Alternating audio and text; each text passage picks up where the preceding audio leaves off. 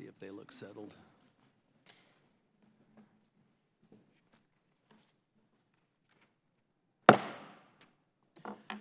Good morning.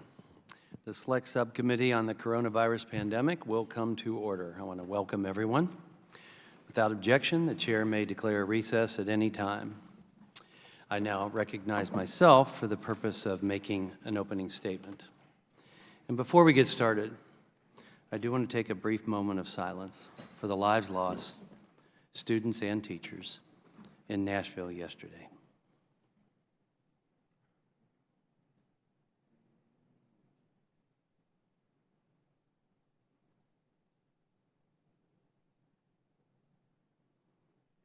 Thank you. While we are thankful for the quick actions of law enforcement, we pray and grieve for the families of those that lost their lives in this tragedy. May we someday discover the underlying events in someone's life that leads to senseless violence, so that perhaps we may prevent great harm in the future. Today is the Select Subcommittee's first hearing evaluating impacts and consequences of prolonged pandemic-era school closures. Early on in this coronavirus pandemic, there was not a lot known. COVID-19 was clearly a novel virus. It was not acting like SARS or the annual flu. And unfortunately, China and the World Health Organization seemed to obfuscate facts in real time. It appeared that our health agencies had gone through decades of unpreparedness. Taking this into account, some decisions made early on were made with the best intentions and made with the prevailing science at that time. Through the chaos and over time, it seemed that many states and districts gave up or gave in and failed to put the students' well-being first. Long-term closing of schools proved to be harmful to students, their academic, mental, physical, and social development, and overall success. We need to make every effort to not let this happen again for the sake of our future. Preparing this nation's education system to effectively address a future pandemic starts with holding ourselves and our agencies accountable and being honest about it. It is fair and just to recognize our errors and misjudgments. Good judgment, retrospective or otherwise, should be acknowledged as well. The intent of this hearing is to examine school closures related to the COVID-19 pandemic response in order to enable the Select Subcommittee to conduct further investigations, learn from policy failures, discover and apply best practices, and improve readiness for future pandemics. As we look back, I believe each state and district should have asked themselves, schools need to be open.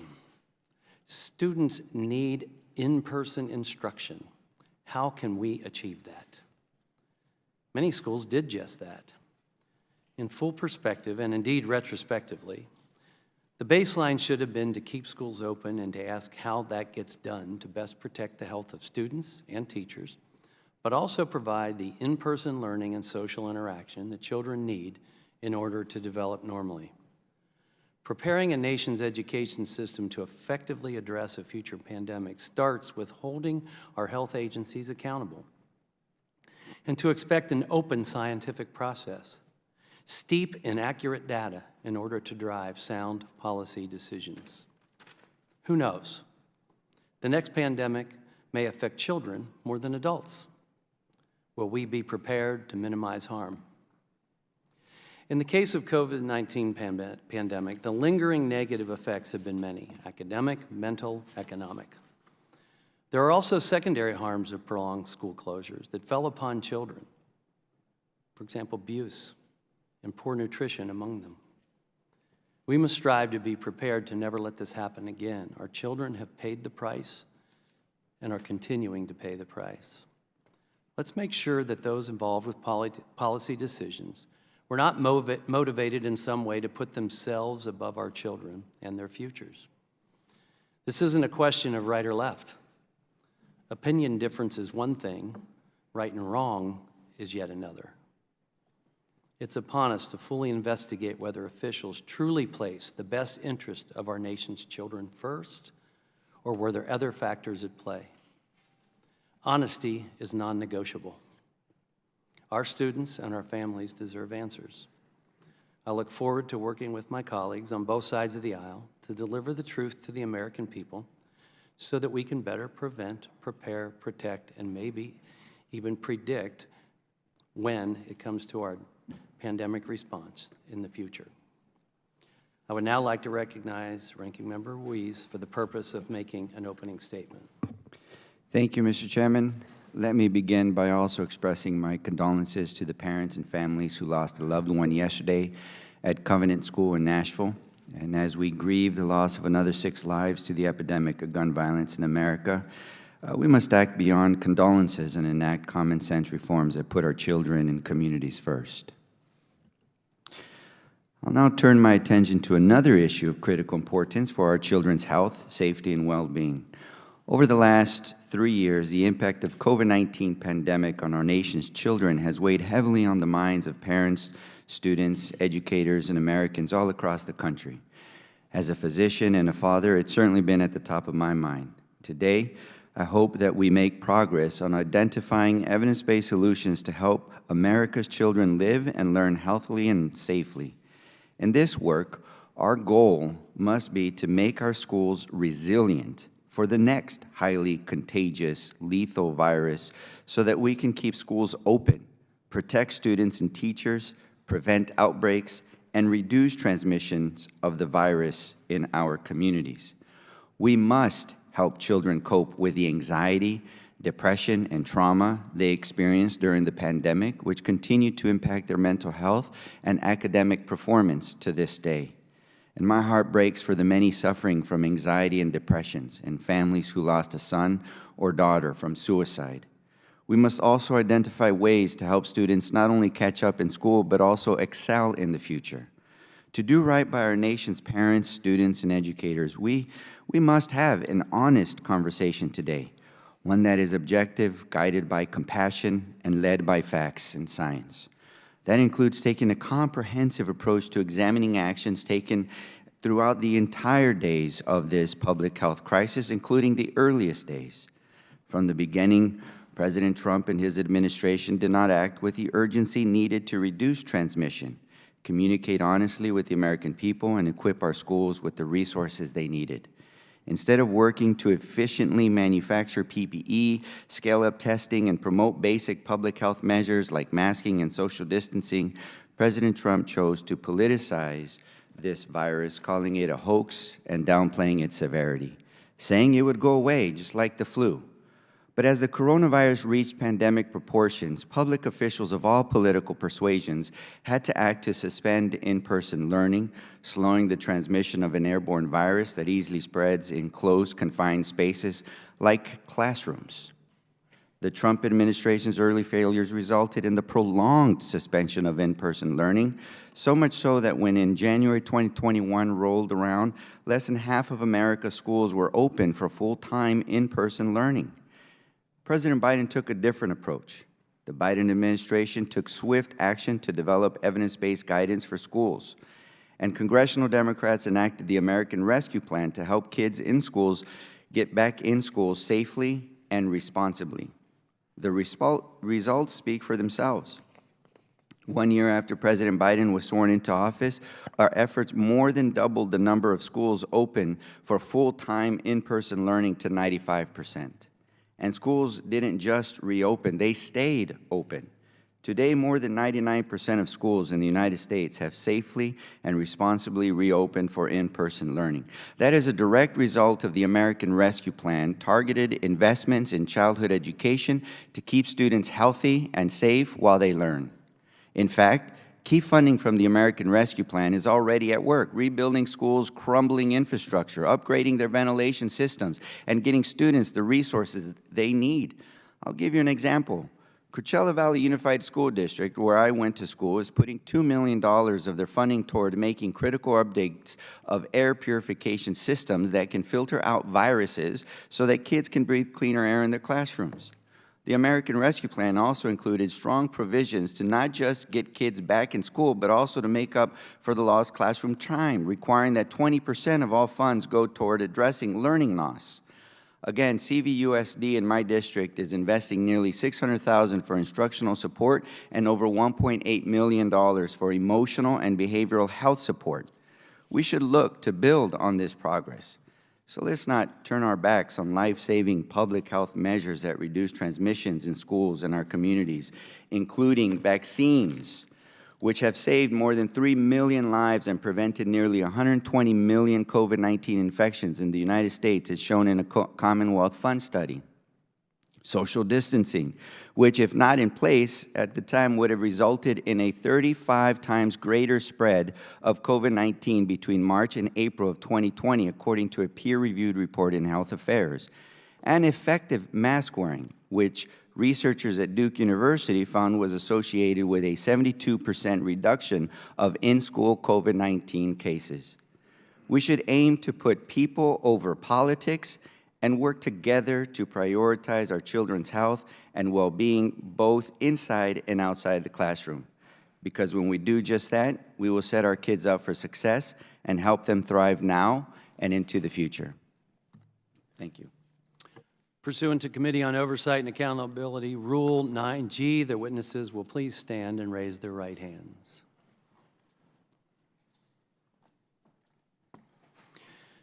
Do you solemnly swear or affirm that the testimony that you are about to give is the truth, the whole truth, and nothing but the truth?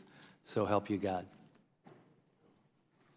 Thank you. Let the record show that the witnesses all answered in the affirmative.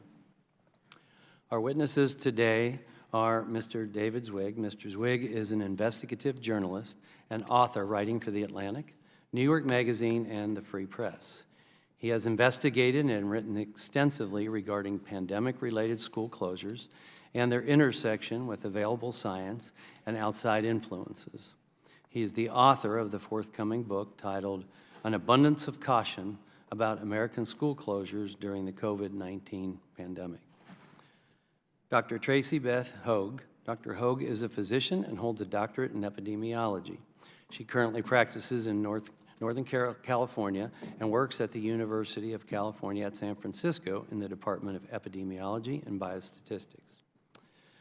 Ms. Virginia Gentles. Ms. Gentles is the director of the Education Freedom Center at the Independent Women's Forum. She has previously served in the Florida Department of Education and the U.S. Department of Education. Ms. Donna Mazik. Ms. Mazik has been the executive director of the National Association of School Nurses since 2011 and is actually retiring next month. Congratulations. Prior to that, she was a school health nurse, thank you, and served in the Maryland Department of Education. The Select Subcommittee certainly appreciates you all for being here today, and we look forward to your testimonies.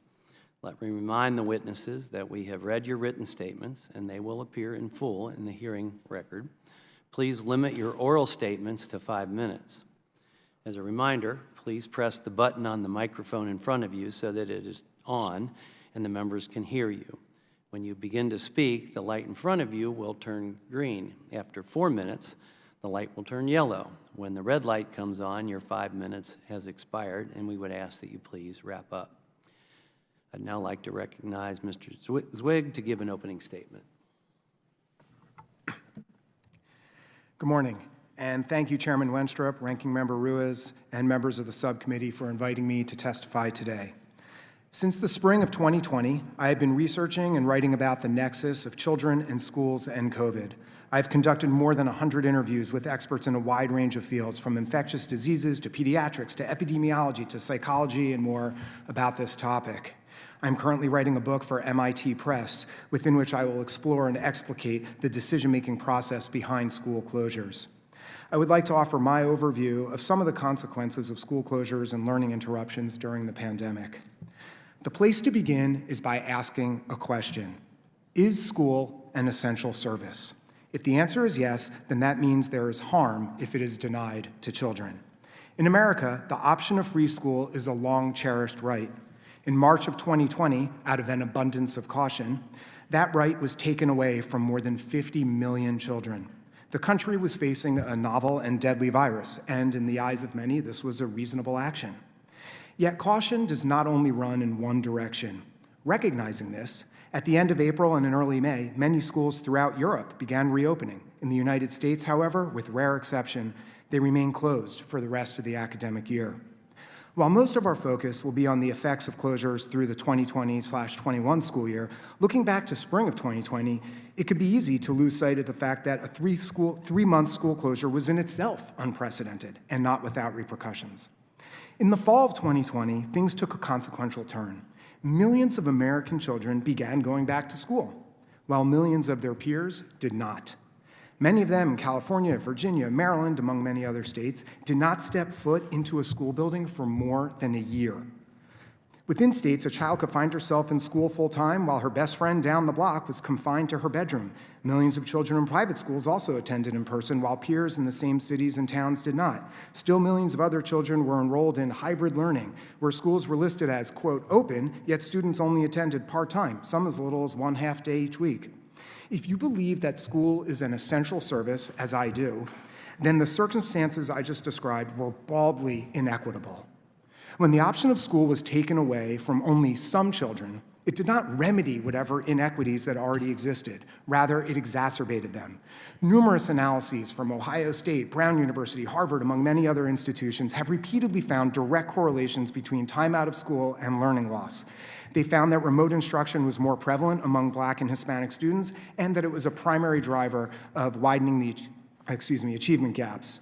Outside of academics, the effects are harder to quantify, though no less real. Perhaps the most heartbreaking consequence of the closures is the associated increase in child abuse. Educators represent around 20% of all official reports of child abuse and neglect. When kids were prevented from attending school, teachers were no longer there to act as that safety net. As a consequence, reports dropped massively. At a Virginia safety center, calls plummeted by around 70%. And when they did get calls, more of them were for injuries so horrific that it was only because an adult had to seek medical help. Isolation from peers and inactivity of remote learning had broad mental health consequences for children and teens as well.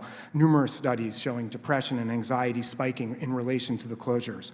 There were physical harms. A study from the CDC found that the rate of body mass index increase approximately doubled during the pandemic compared to a pre-pandemic period. Outside of statistics, there are far more nebulous effects. School closures also meant the end of sports. Student athletes, many in low-income families with few prospects, lost their chance of getting recruited to college. Many of these boys simply disappeared, one coach told me. It is impossible to quantify how life trajectories are altered by an infinite number of downstream effects. Lastly, harm should not only be calculated or considered through the lens of long-term effects. Children suffered in real time, and that alone matters. But were the harms of the closures worth it? Not surprisingly, there are numerous analyses of the impact of transmission from school closures. One study published in Nature Medicine found that the case rates were not statistically different in counties with in-person learning versus those without. In the same study, however, in the South, the authors did find that counties with open schools had an increase of roughly 10 to 20 more cases per 100,000 people each week than those in remote. Are 10 cases out of 100,000 people a reasonable trade-off for kids to be able to attend school? This is the type of question many policymakers did not address during the pandemic, but is the type of cost-benefit question I urge them to consider moving forward. Thank you. Thank you. I now recognize Dr. Hoog to give an opening statement. Hi, good morning. My name is Tracy Beth Hoag. I'm a PhD epidemiologist currently working at the University of California, San Francisco, and I'm a practicing physician in Northern California. I have thus far published 13 scientific publications related to COVID-19, looking at COVID-19 transmission within schools, how COVID affects children, our COVID-19 mitigation strategies in children, and what the evidence is we use for those, as well as harm-benefit analyses in children and young people. I appreciate the opportunity to be here today to discuss something that has been very important to me for the last 3 years. I want the American people to understand that the harms that were inflicted upon children in the U.S. with school closures were unnecessary. I am not saying this as a COVID minimizer. I am saying this as a physician scientist who watched very closely the data out of Wuhan first about how children had a greater than 1,000-fold decreased mortality compared with elderly adults, and then out of Europe that spring of 2020, which showed no corresponding increase in community transmission related to the school reopenings, and very little transmission within the school setting. I had moved from Denmark with my family 5 years prior to the pandemic and watched the Danes on the news excitedly reopen their schools just 6 weeks after closing them, April of 2020, as the first step of reopening their economy. Soon, their neighbors and most of Europe followed suit. There was an implicit understanding across Europe that children must have a safe, happy environment to return to before parents can return to work. Where was that sentiment in the US? Not only do I think that Americans reopening adult activities like bars, movie theaters, restaurants, fitness centers before schools sent the message that education was inessential, but may have had the unintended consequence of children viewing themselves as less valuable.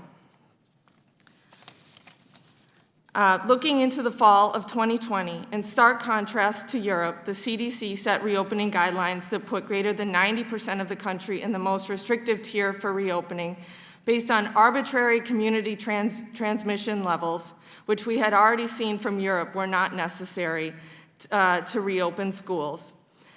So this resulted in less than 25% of students across the US returning to full-time in-person school. But I knew from my experience in California as a medical advisor to a large diocese in Sacramento that this didn't have to be the case, because we were able to reopen full-time August of 2020 by applying for a permit to be a daycare. So we were able to find a way around Governor Newsom's very strict guidelines for reopening, and we never closed the schools again and experienced very limited in-school transmission with minimal mitigation strategies and a simple procedure for reopening.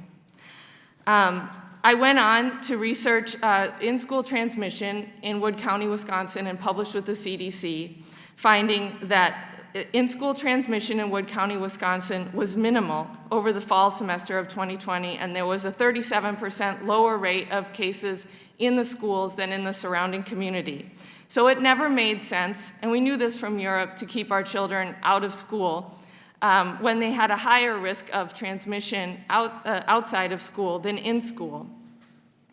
In disbelief, I watched the CDC that spring release their new guidelines, again putting greater than 90% of the country in the most restrictive tier for school reopening, often requiring greater than 6 feet of distance between students, which made no sense considering this was a predominantly aerosolized virus. And the CDC director, Rochelle Walensky, had previously only required 3 feet in her own district in Massachusetts, so it was unclear why she was now requiring 6 feet for students to return to the classrooms in February of 2021. And it is unclear if this was based on recommendations from teachers' unions affecting the wording of the CDC guidelines, and that is my own suspicion based on a whistleblower, and I think that this should be investigated. School closures were a highly regressive policy and are likely the worst public health decision we will see in our lifetimes. Students in poverty levels and higher levels of poverty were more likely to be kept out of school. And we have seen the academic achievement fall nationwide to levels where they were over 2 decades ago in both math and reading scores. And academic losses have been the greatest among students with the highest poverty levels. And there has been a striking dose-response relationship between the length of school closures and the academic achievement declines. We have seen increasing absenteeism, and we have seen decreasing rates of community college enrollment, decreased life expectancy earnings, or decreased lifetime earning projections, increased weight gain, decreased physical activity, and AAP has declared a mental health crisis, and we've seen that those kept out of school the longest have suffered some of the worst consequences, mental health consequences. In conclusion, we have known from the spring of 2020 from international data that we should keep schools open, as Europe did, yet we chose to risk our children in an attempt to protect adults. But this consequentialist, deeply unethical decision failed. We gambled with our children and gained nothing for adults, but our children lost so much. Thank you. Thank you. I now recognize Ms. Gentles to give an opening statement. Chairman Winstrup, Ranking Member Ruiz, and members of the subcommittee, thank you for having me here today. My name is Virginia Gentles, and I'm the director of the Education Freedom Center and Independent Women's Forum. We're here today to discuss the consequences of school closures. Despite children being COVID's lowest risk demographic, school district leaders endangered elementary and secondary children academically, emotionally, and physically by closing and refusing to open schools. Decisions that led to devastating learning loss, significant mental health issues, developmental delays, and persistent discipline challenges. School district superintendents, school board members, and state leaders knew early on that children were extremely low risk, and school closures were an ineffective strategy for preventing the spread of the virus, but many feared the political consequences for prioritizing open schools. Let's be honest, schools stayed closed primarily because the teachers' unions in our country have enormous political power, and parents do not. My community of Arlington, Virginia school closure disaster unfolded similarly to many blue areas around the country. School district leaders refused to open schools fully for a year and a half. Students received no instruction in the spring of 2020 and low-quality remote instruction for the 2020-21 school year. As Arlington initially planned to open 2 days a week in fall of 2020, but reneged just before the school year began, teachers were not trained to teach remotely, and online instructional materials were not created. Some students were allowed to return for a shortened 2 days a week in the spring of 2021, but many were placed in front of screens with teachers remaining remote. At the end of the utterly wasted 2020-21 school year, the Arlington Parents for Education, my community's open schools advocates, tweeted, "The worst part, it didn't have to be like this." Arlington then reneged on plans to offer summer school to high-need students. When schools finally opened their doors for 5 days a week full-day instruction in the fall of 2021, onerous testing and quarantine policies further disrupted students' learning. The district's callous policies denied students with disabilities essentially federally mandated services and accommodations. The damage to the young children who did not receive early intervention services is permanent. When district staff summoned me in summer of 2020 to discuss abandoning my daughter's individualized education plan, or IEP, I knew it was our time to leave. Unfortunately, my community story mirrors parents' experiences in school districts across the country, and the 2022 Nations Report Card, or NAEP scores, exposed the widespread catastrophic failure of the nation's K-12 education system's irresponsible pandemic-era policies. The NAEP scores showed the largest decline in fourth grade reading since 1990, the first ever decline in fourth grade math. 74% of eighth grade readers are not proficient in math, and 69% cannot read proficiently. The average public school student, grades 3 to 8, lost the equivalent of half year of learning in math and a quarter year of learning in reading, and many lost much more. Because schools with large numbers of low-income and minority students were closed the longest, school closures resulted in the largest increase in educational inequity in a generation. The closures also caused social and behavioral skill missed opportunities to develop those. As a direct result, pervasive discipline and mental health issues are creating an unsafe environment for students and teachers. 56% of schools reported a rise in classroom disruptions because of student misconduct last year, and 1/3 of teachers report being verbally harassed or threatened with violence by a student. Too many students remain disengaged from learning, with hundreds of thousands missing. Districts across the country are reporting alarmingly high rates of chronic absenteeism. These COVID-era policies condemned these children to low literacy skills, limited employment opportunities, higher rates of poverty and incarceration, and bleak futures. In contrast, private schools reopened quickly and stayed open. In the fall of 2020, 43% of traditional public schools and 92% of Catholic schools welcomed students back to classrooms. And as a result, students in Catholic schools are about a year and a half grade levels ahead of public school students in fourth grade reading and 2 grade levels ahead in eighth grade reading. State policymakers noticed the stark contrast between public and private school priorities during the COVID era and began introducing and passing universal education freedom programs. These popular programs empower parents to enroll their children in options committed to educating students. School district leaders, however, are not taking the learning loss crisis that they created seriously. The federal government bequeathed $190 billion of supplemental educational funding to states and districts, but unfortunately, much of the ESSER funding remains unspent or was allocated unwisely. Rather than addressing the learning loss crisis, school districts around the country have wasted ESSER funds on expenses like football fields, sound systems, and unused online platforms. Irresponsibly, Many school districts, despite declining enrollment, are creating perilous fiscal cliffs by hiring and paying new staff members with temporary ESSER funds. It's time to take drastic measures to address the learning loss and discipline crisis caused by school closures. School district and state departments of education are awash in supplemental federal funding and must make student-focused and bold investments to redeem themselves as educators and put students' needs first. Thank you. I now recognize Ms. Mazik to give an opening statement.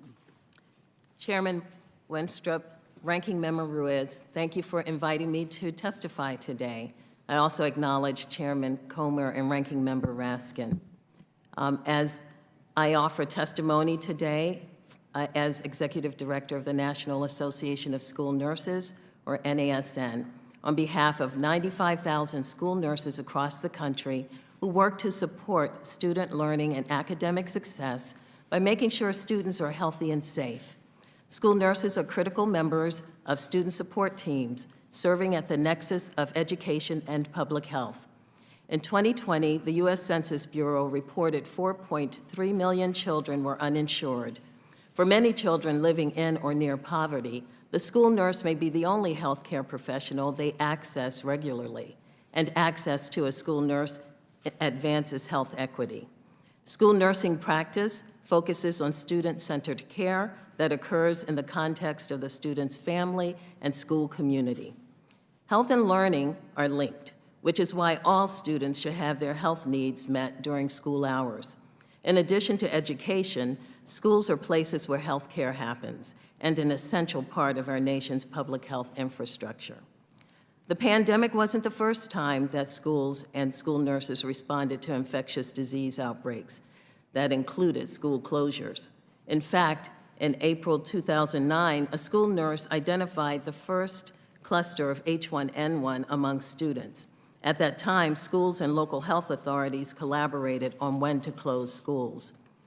During the pandemic, schools and local authorities were called upon once again to evaluate the need to close schools due to infectious disease, this time a rapidly shifting novel coronavirus. The intended consequence of the nation's school closures was to minimize spread of COVID-19. Just as with H1N1, at the time of the pandemic, NASN emphasized the need for localities to monitor community transmission, vaccination coverage, screening, testing, and occurrence of outbreaks to guide their decisions on the level of layered prevention strategies to use. With layered mitigation strategies, we can keep students and school communities safe. We knew this before the pandemic, and we know it now.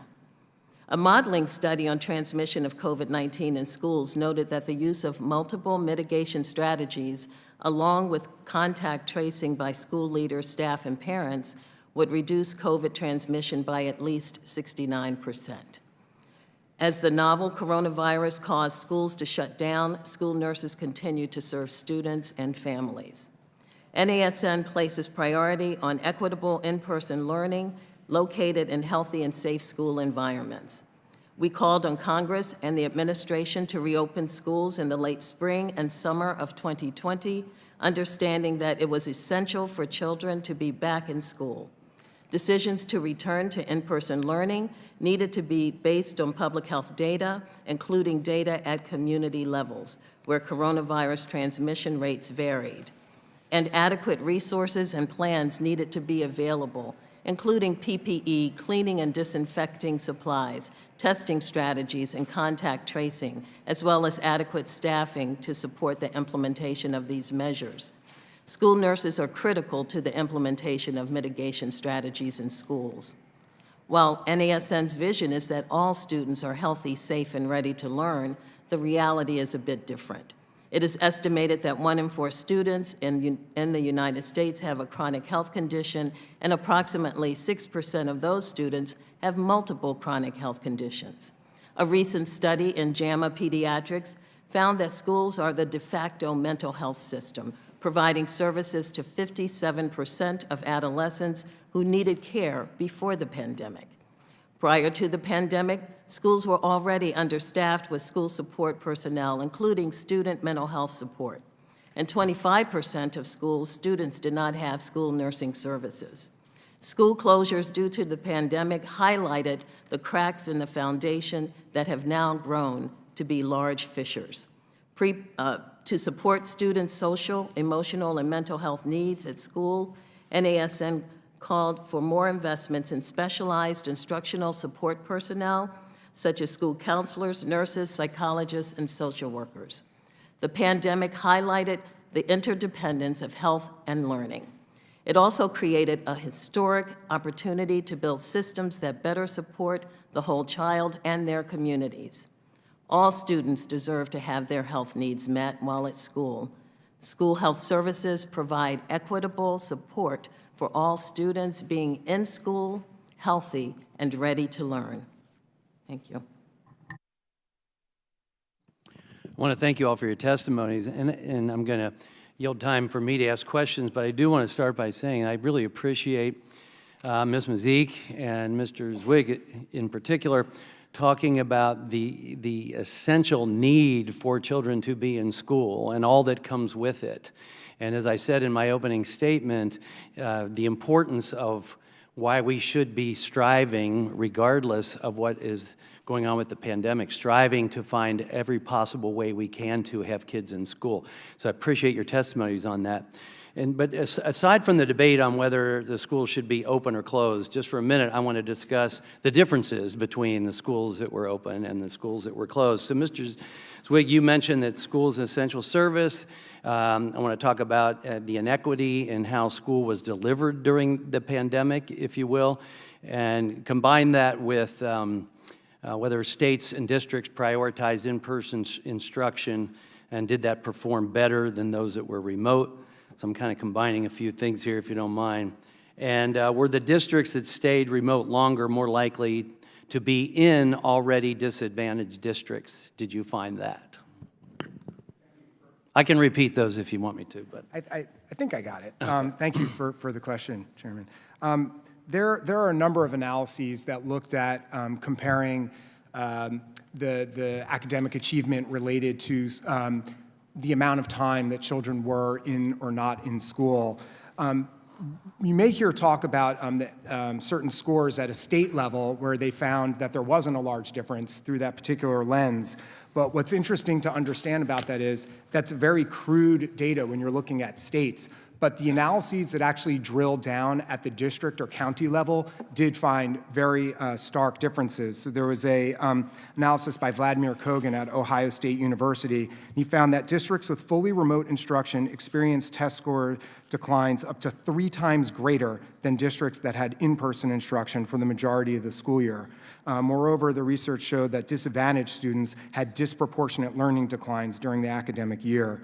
There are similar analyses by Emily Oster at Brown University, and there was a huge 36-page report that came out of Harvard University's Center for Education Policy Research, and this was on more than 2 million students, and it found that remote instruction was more prevalent among Black and Hispanic students, and that it was the primary driver of widening achievement gaps. They also found that high poverty schools spent more weeks in remote instruction than low and mid poverty schools. So there certainly was evidence, that we can look at now, and that, in my view, was quite manifest even in real time, that there were going to be very dramatic repercussions from keeping kids out of school, in particular those who lacked resources. I know plenty of people who had the money and the wherewithal to hire tutors or go to special pod programs, which I wrote about for the New York Times and for other things. But the kids who lack those resources in the homes where the parents both had to go to work, and they weren't able to be there, this created an extraordinary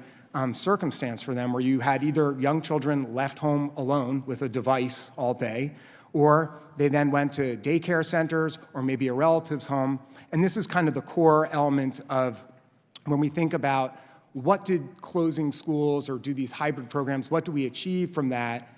And for me, when you look at the science, one of the things from talking with numerous epidemiologists like Dr. Hoag and with infectious disease physicians and implementation scientists is that these children did not operate in a vacuum. So even if the schools were closed, over time, they were going to interact with people anyway, and in some cases, in a more potentially dangerous fashion because you're mixing with kids from 5 different communities in a daycare center versus had they been in school with their own individual, cohort. Right. I just want to ask a yes or no question, I guess. We talk about the inequities about how school was delivered during the pandemic.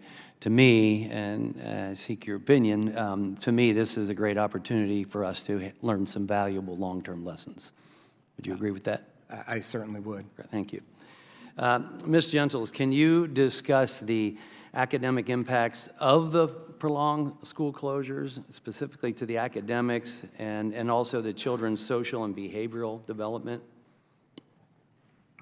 And compare the two, open or closed schools. Right, well, I mentioned in the testimony, we've got clear data from NAEP scores in the public schools and the Catholic schools. The public schools that were, in half of them, essentially closed until fall of 2021, half of students not attending school full-time, and Catholic schools that were essentially 92% fully open starting in the fall of 2020. And you see a huge difference in the fact that the Catholic school performance is a year and a half, 2 years ahead. So that's one measure. Drilling down to Arlington Public Schools, where I live, the majority of Black students, Hispanic students, and students with disabilities started this school year, 2022, with testing below basic in the 2022 math inventory. So we've got the NAEP scores, we've got the state assessment scores, and then we've got the local inventories and the assessments that they do multiple times a year, all showing that the academic performance of the public school students in areas where they were closed dropped precipitously in contrast to schools that were open. You asked, I think, also about discipline and mental health consequences. Social and behavioral. The NCES, National Center for Education Statistics, has been gathering discipline statistics that definitely is worth taking a look at. The spikes in reports in classroom disruptions, violence, incidents of violence, disrespect towards teachers, threats towards teachers has gone up considerably in public schools. That's very clear. In addition to that, the American Psychological Association did a survey of teachers, and they are reporting significant increases with these discipline issues. They also, 80% of teachers also reported that their students are behind social and behaviorally, developmentally, where the students were in 2019, 80%. Thank you. I now recognize the ranking member, Dr. Ruiz from California, for 5 minutes of questions. Thank you all for being here. I really appreciate that you're testifying here before us. Let me just make it very clear. The goal of all of us on this side of the panel, and I'm assuming on both sides, is to keep schools open even in the next pandemic by equipping them with the tools and the protocols and all of the equipment necessary in order to help reduce transmission, as well as keeping our students, the teachers, the nurses, and everybody safe. And that should be the goal of this committee, is to figure out how do we make our schools resilient. As chair of the Congressional Hispanic Caucus, we dove deep into the disparities of school closures and how it affected African Americans, Latinos, Native Americans more than others. And the reason why we saw this disparity is because of the underlying inequities and disparities that we see in our healthcare system to begin with. Public schools and schools where you have African Americans, Latinos, are overcrowded compared to private and Catholic schools. They are underfunded compared to private and Catholic schools.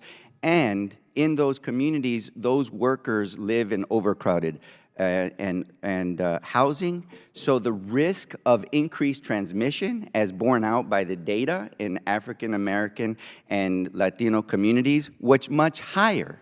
So in a moment where we didn't have the vaccine or the healthcare tools that we needed there was reason to practice more social distancing in those schools.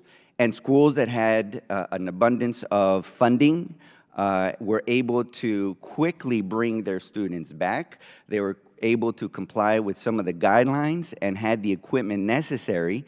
And then you see the cycle of disparities and inequities that we see not just in the healthcare system, but also in our educational system, which combined that saw a higher rate of mortality and morbidity due to this pandemic in Black and Latino students.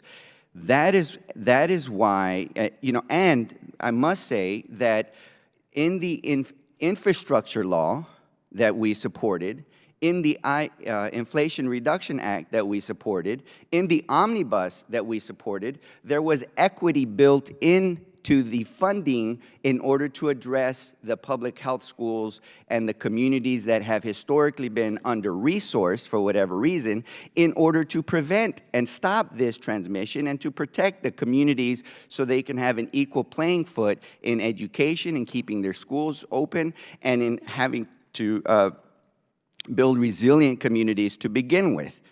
That was built in the piece of legislation to address the type of disparities that you're speaking of now. And that is a reason of many that when President Biden took office, his administration hit the ground running to get kids back in schools. The president knew kids belonged in schools to learn and grow, and he understood this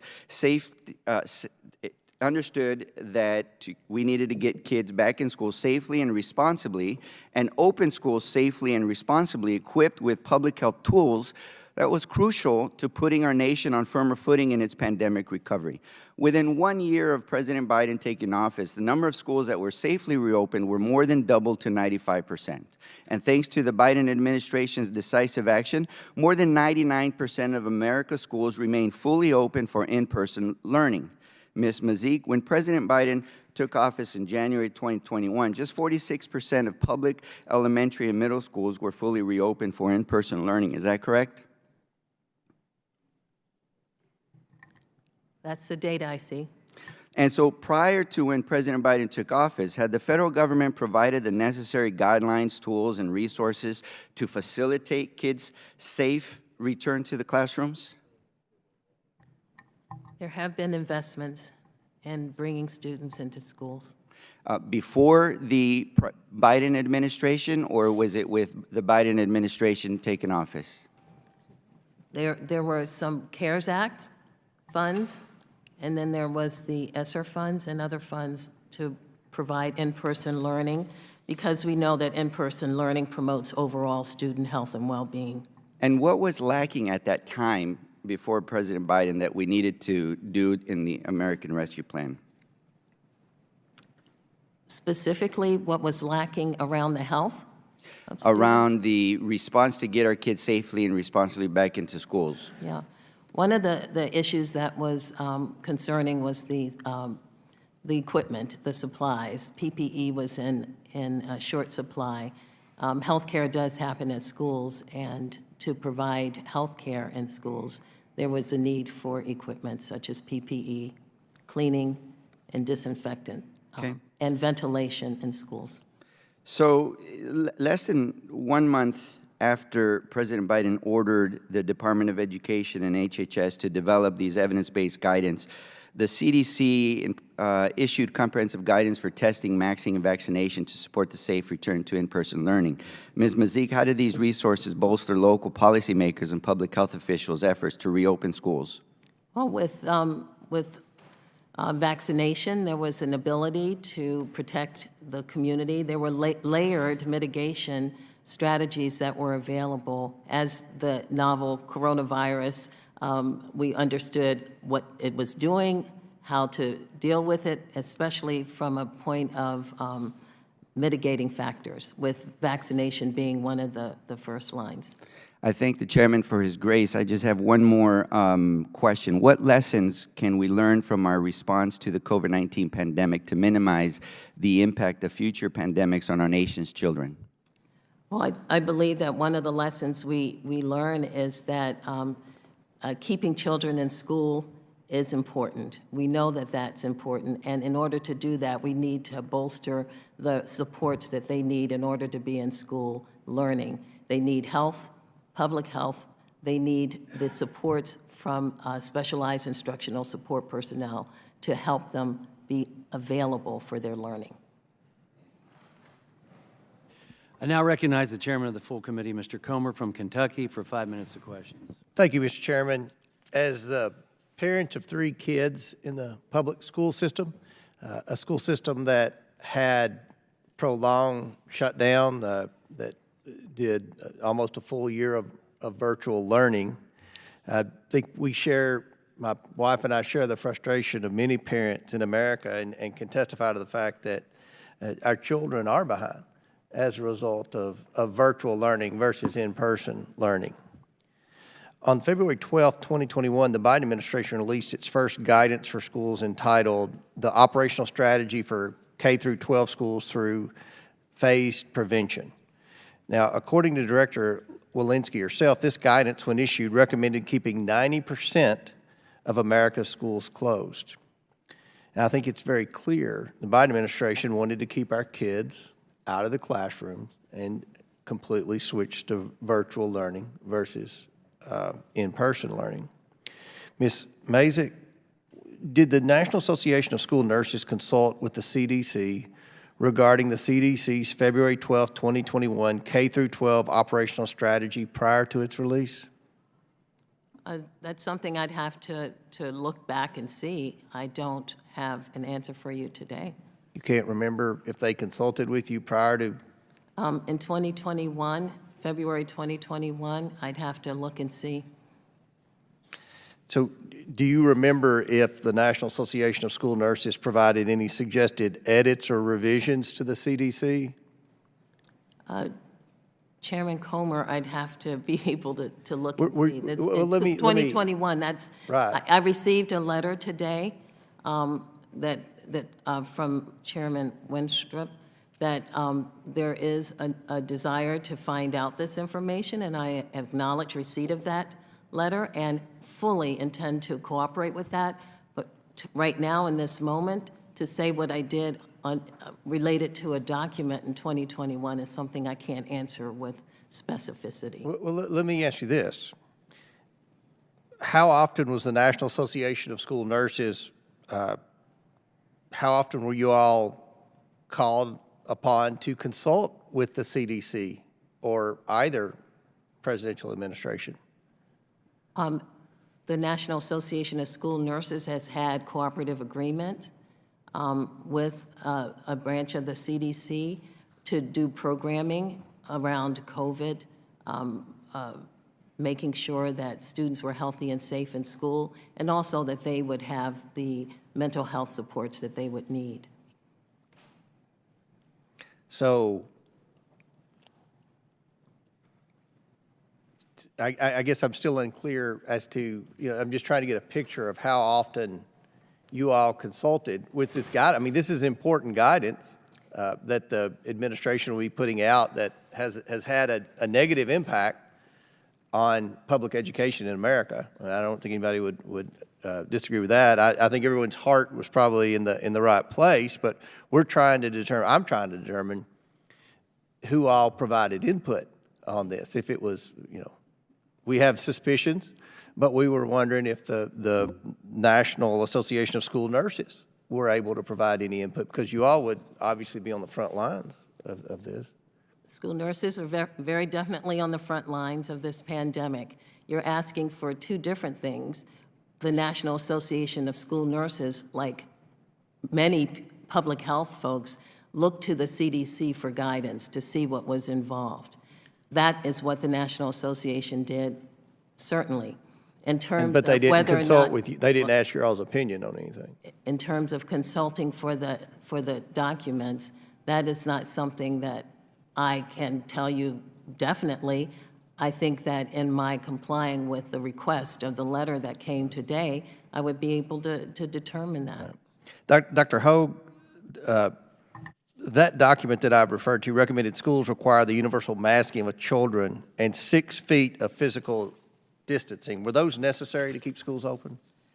So we had evidence prior to the pandemic that masks were largely ineffective at preventing community transmission of influenza and other upper respiratory viruses, and we did not obtain any new high-quality evidence during the COVID-19 pandemic that masks are effective mitigation strategy in schools or outside of schools. We have a number of confounded observational studies, many of which were actually published by the CDC, that have serious flaws in them that I think unfortunately led people to believe that masking children was going to be effective and actually necessary to keep children in schools. But the highest quality data that we have, for example, from a Cochrane review of randomized studies, has not found evidence of masks. So that wasn't scientifically sound? Effective. The mask guidance was not correct. scientific. It wasn't science-based, and the 6 feet of distancing was arbitrary. That was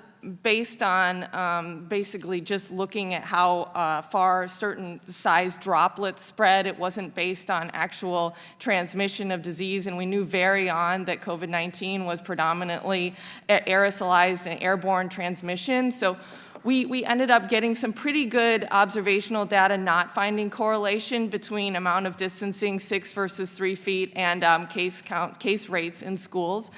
So it wasn't necessary, and it wasn't evidence-based. We should have, by default, been keeping our schools open, but instead we were sort of requiring these non-evidence-based mitigation strategies as a prerequisite for getting our children back in school. That ended up being very harmful prerequisite. So. I now recognize the ranking member of the full committee, Mr. Raskin from Maryland, for 5 minutes of questions. Mr. Chairman, thank you very much. COVID-19 was a catastrophe for our country as Donald Trump presided over an historic debacle of a public health response. And you don't need to go to the American Medical Association or the American Hospital Association or American Nursing Association to conclude that Trump's lethal recklessness and lying led to hundreds of thousands of unnecessary deaths. You just have to go to Donald Trump's own COVID-19 advisor, Dr. Deborah Birx, who said that by undermining mass testing, not more aggressively coordinating vaccination and treatment, not seriously implementing mask mandates, the administration failed to save at least 130,000 lives, and probably a lot more than that. She testified we probably could have decreased fatalities into the 30% less to 40% less range, which translates into the lives of several 100,000 Americans. That's Trump's own COVID-19 advisor. Beyond the million-plus Americans killed in this plague, the public health orders closing our public schools set our educational process back dramatically and undermined the academic, athletic, emotional, and intellectual progress of millions of children across the country. No one can seriously dispute that. And as an educator and a father, I've been horrified by what this plague and the nation's catastrophically ineffectual response to it have done to learning and education among young people. But was it the fault of the governors, Republican and Democratic, who closed the schools in the middle of this emergency? The superintendent struggling to contain this out-of-control pandemic? Was it the fault of the teachers on the front lines, at least 530 of whom died during COVID-19, according to the American Federation of Teachers? Was it the fault of the school children or young people under 18 themselves, more than 1,300 of whom themselves died of COVID-19? Or would it be the fault of the president who let the plague run loose and left the nation without a unified, serious plan for managing the crisis? A president who praised China's Central Communist Party and President Xi in their handling of the epidemic on 37 different occasions. Well, let's take PPE, for example. The Trump administration knew as early as January 2020 that the U.S. would not have enough PPE for the pandemic. Instead of taking steps to bolster domestic supply chains, Trump consistently dismissed the impact of COVID, repeatedly assuring the country that China and Xi were doing a great job and had everything under control, and famously predicting that the pandemic would be over by Easter. When it became clear that he was wrong and the country desperately needed PPE, Trump put his unprepared and unqualified son-in-law, Jared Kushner, in charge of obtaining PPE. Instead of working with procurement experts in the federal government, Kushner hired a handful of 20-something friends working in finance in New York, none of whom had any significant procurement experience in order to source and distribute PPE.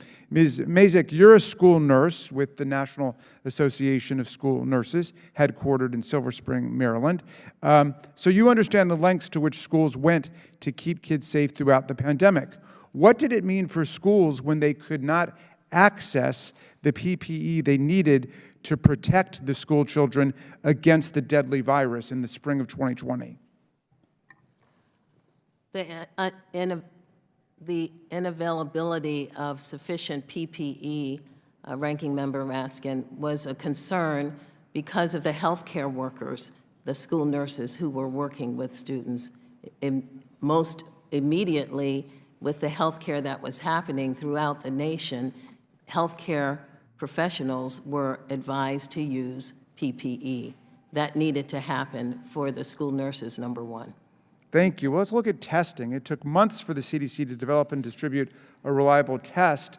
First, the Trump administration rejected a protocol test design offered by the World Health Organization in January of 2020. But the administration didn't take any action to incentivize test manufacturing here at home, leaving us defenseless and floundering. And when there were widespread design and contamination issues with the CDC's tests, the administration failed to provide public health centers with any guidance on how to proceed. This meant by the end of February 2020, the entire United States had conducted fewer than 500 tests compared to more than 65,000 in South Korea, for example. How did schools use testing as a tool allowing them to remain open during the pandemic when they had the tests? Schools collaborated with local health departments, local health authorities to be able to offer testing, and some of them did that testing in school buildings, some did it in centers, testing centers. All right, Mr. Chairman, in category after category, that administration got an F, and I yield back to you. I now recognize Ms. Malliotakis from New York for 5 minutes. Thank you, Mr. Chairman, for hosting this important hearing to discuss the mass lockdowns and the school closures that in New York City lasted a year and a half. It resulted in economic loss for parents, emotional and developmental harms to communities, and of course, at a great loss for our young people. New York City prohibited students, even after the schools reopened, from participating in sports and extracurricular activities. They even went so far as to mask preschool kids for extended periods of time. But in terms of the loss in social emotional difficulties, we saw that suicide rates sharply increased, the rate of BMI and increased weight gain among children doubled. New cases of type 2 diabetes among children nearly tripled. Others were set back months, even years in their development. Now New York is lowering standards for standardized test scores in reading and math following 2022, where less than 50% passed their reading exam and 30% passed their math exam. We also know that these policies were directly influenced by powerful groups like the American Federation of Teachers, to keep schools closed and made it nearly impossible to keep them open, even with all the resources that had been provided to them by Congress. As a matter of fact, the inflationary American Rescue Plan, which the Democrats passed in March of 2021 with their one-party rule, it was billed as a necessity for reopening schools during the after the COVID-19 pandemic.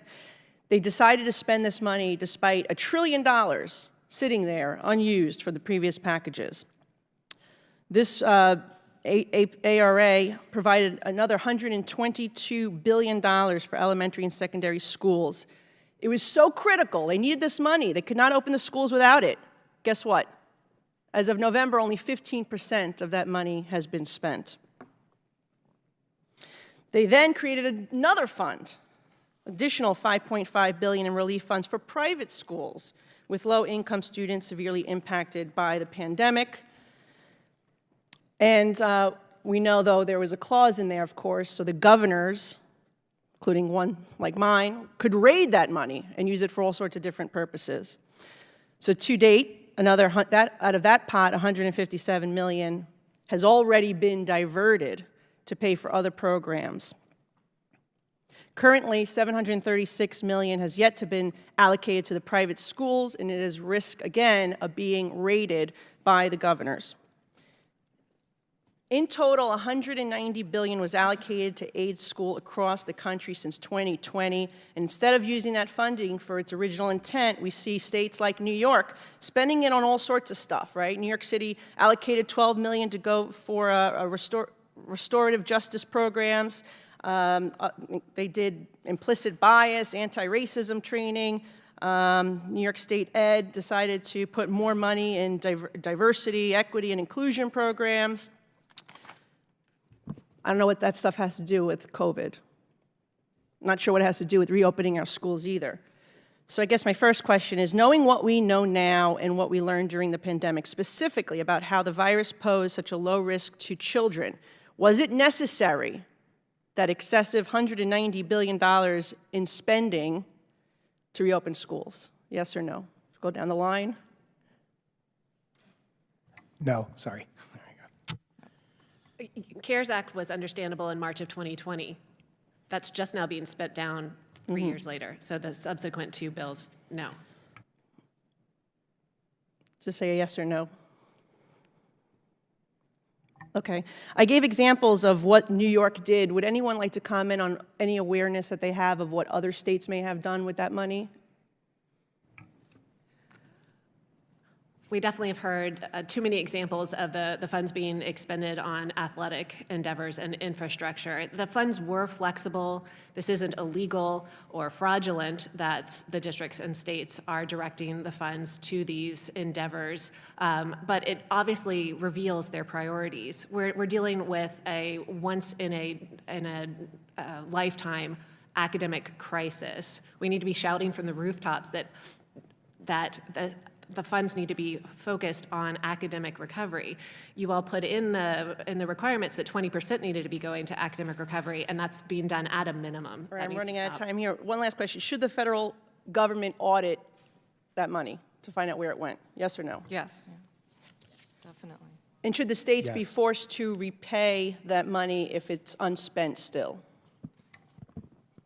Yes. Okay. Thank you very much for your time. I now recognize Ms. Dingle from Michigan for 5 minutes of questions. Thank you, Mr. Chairman.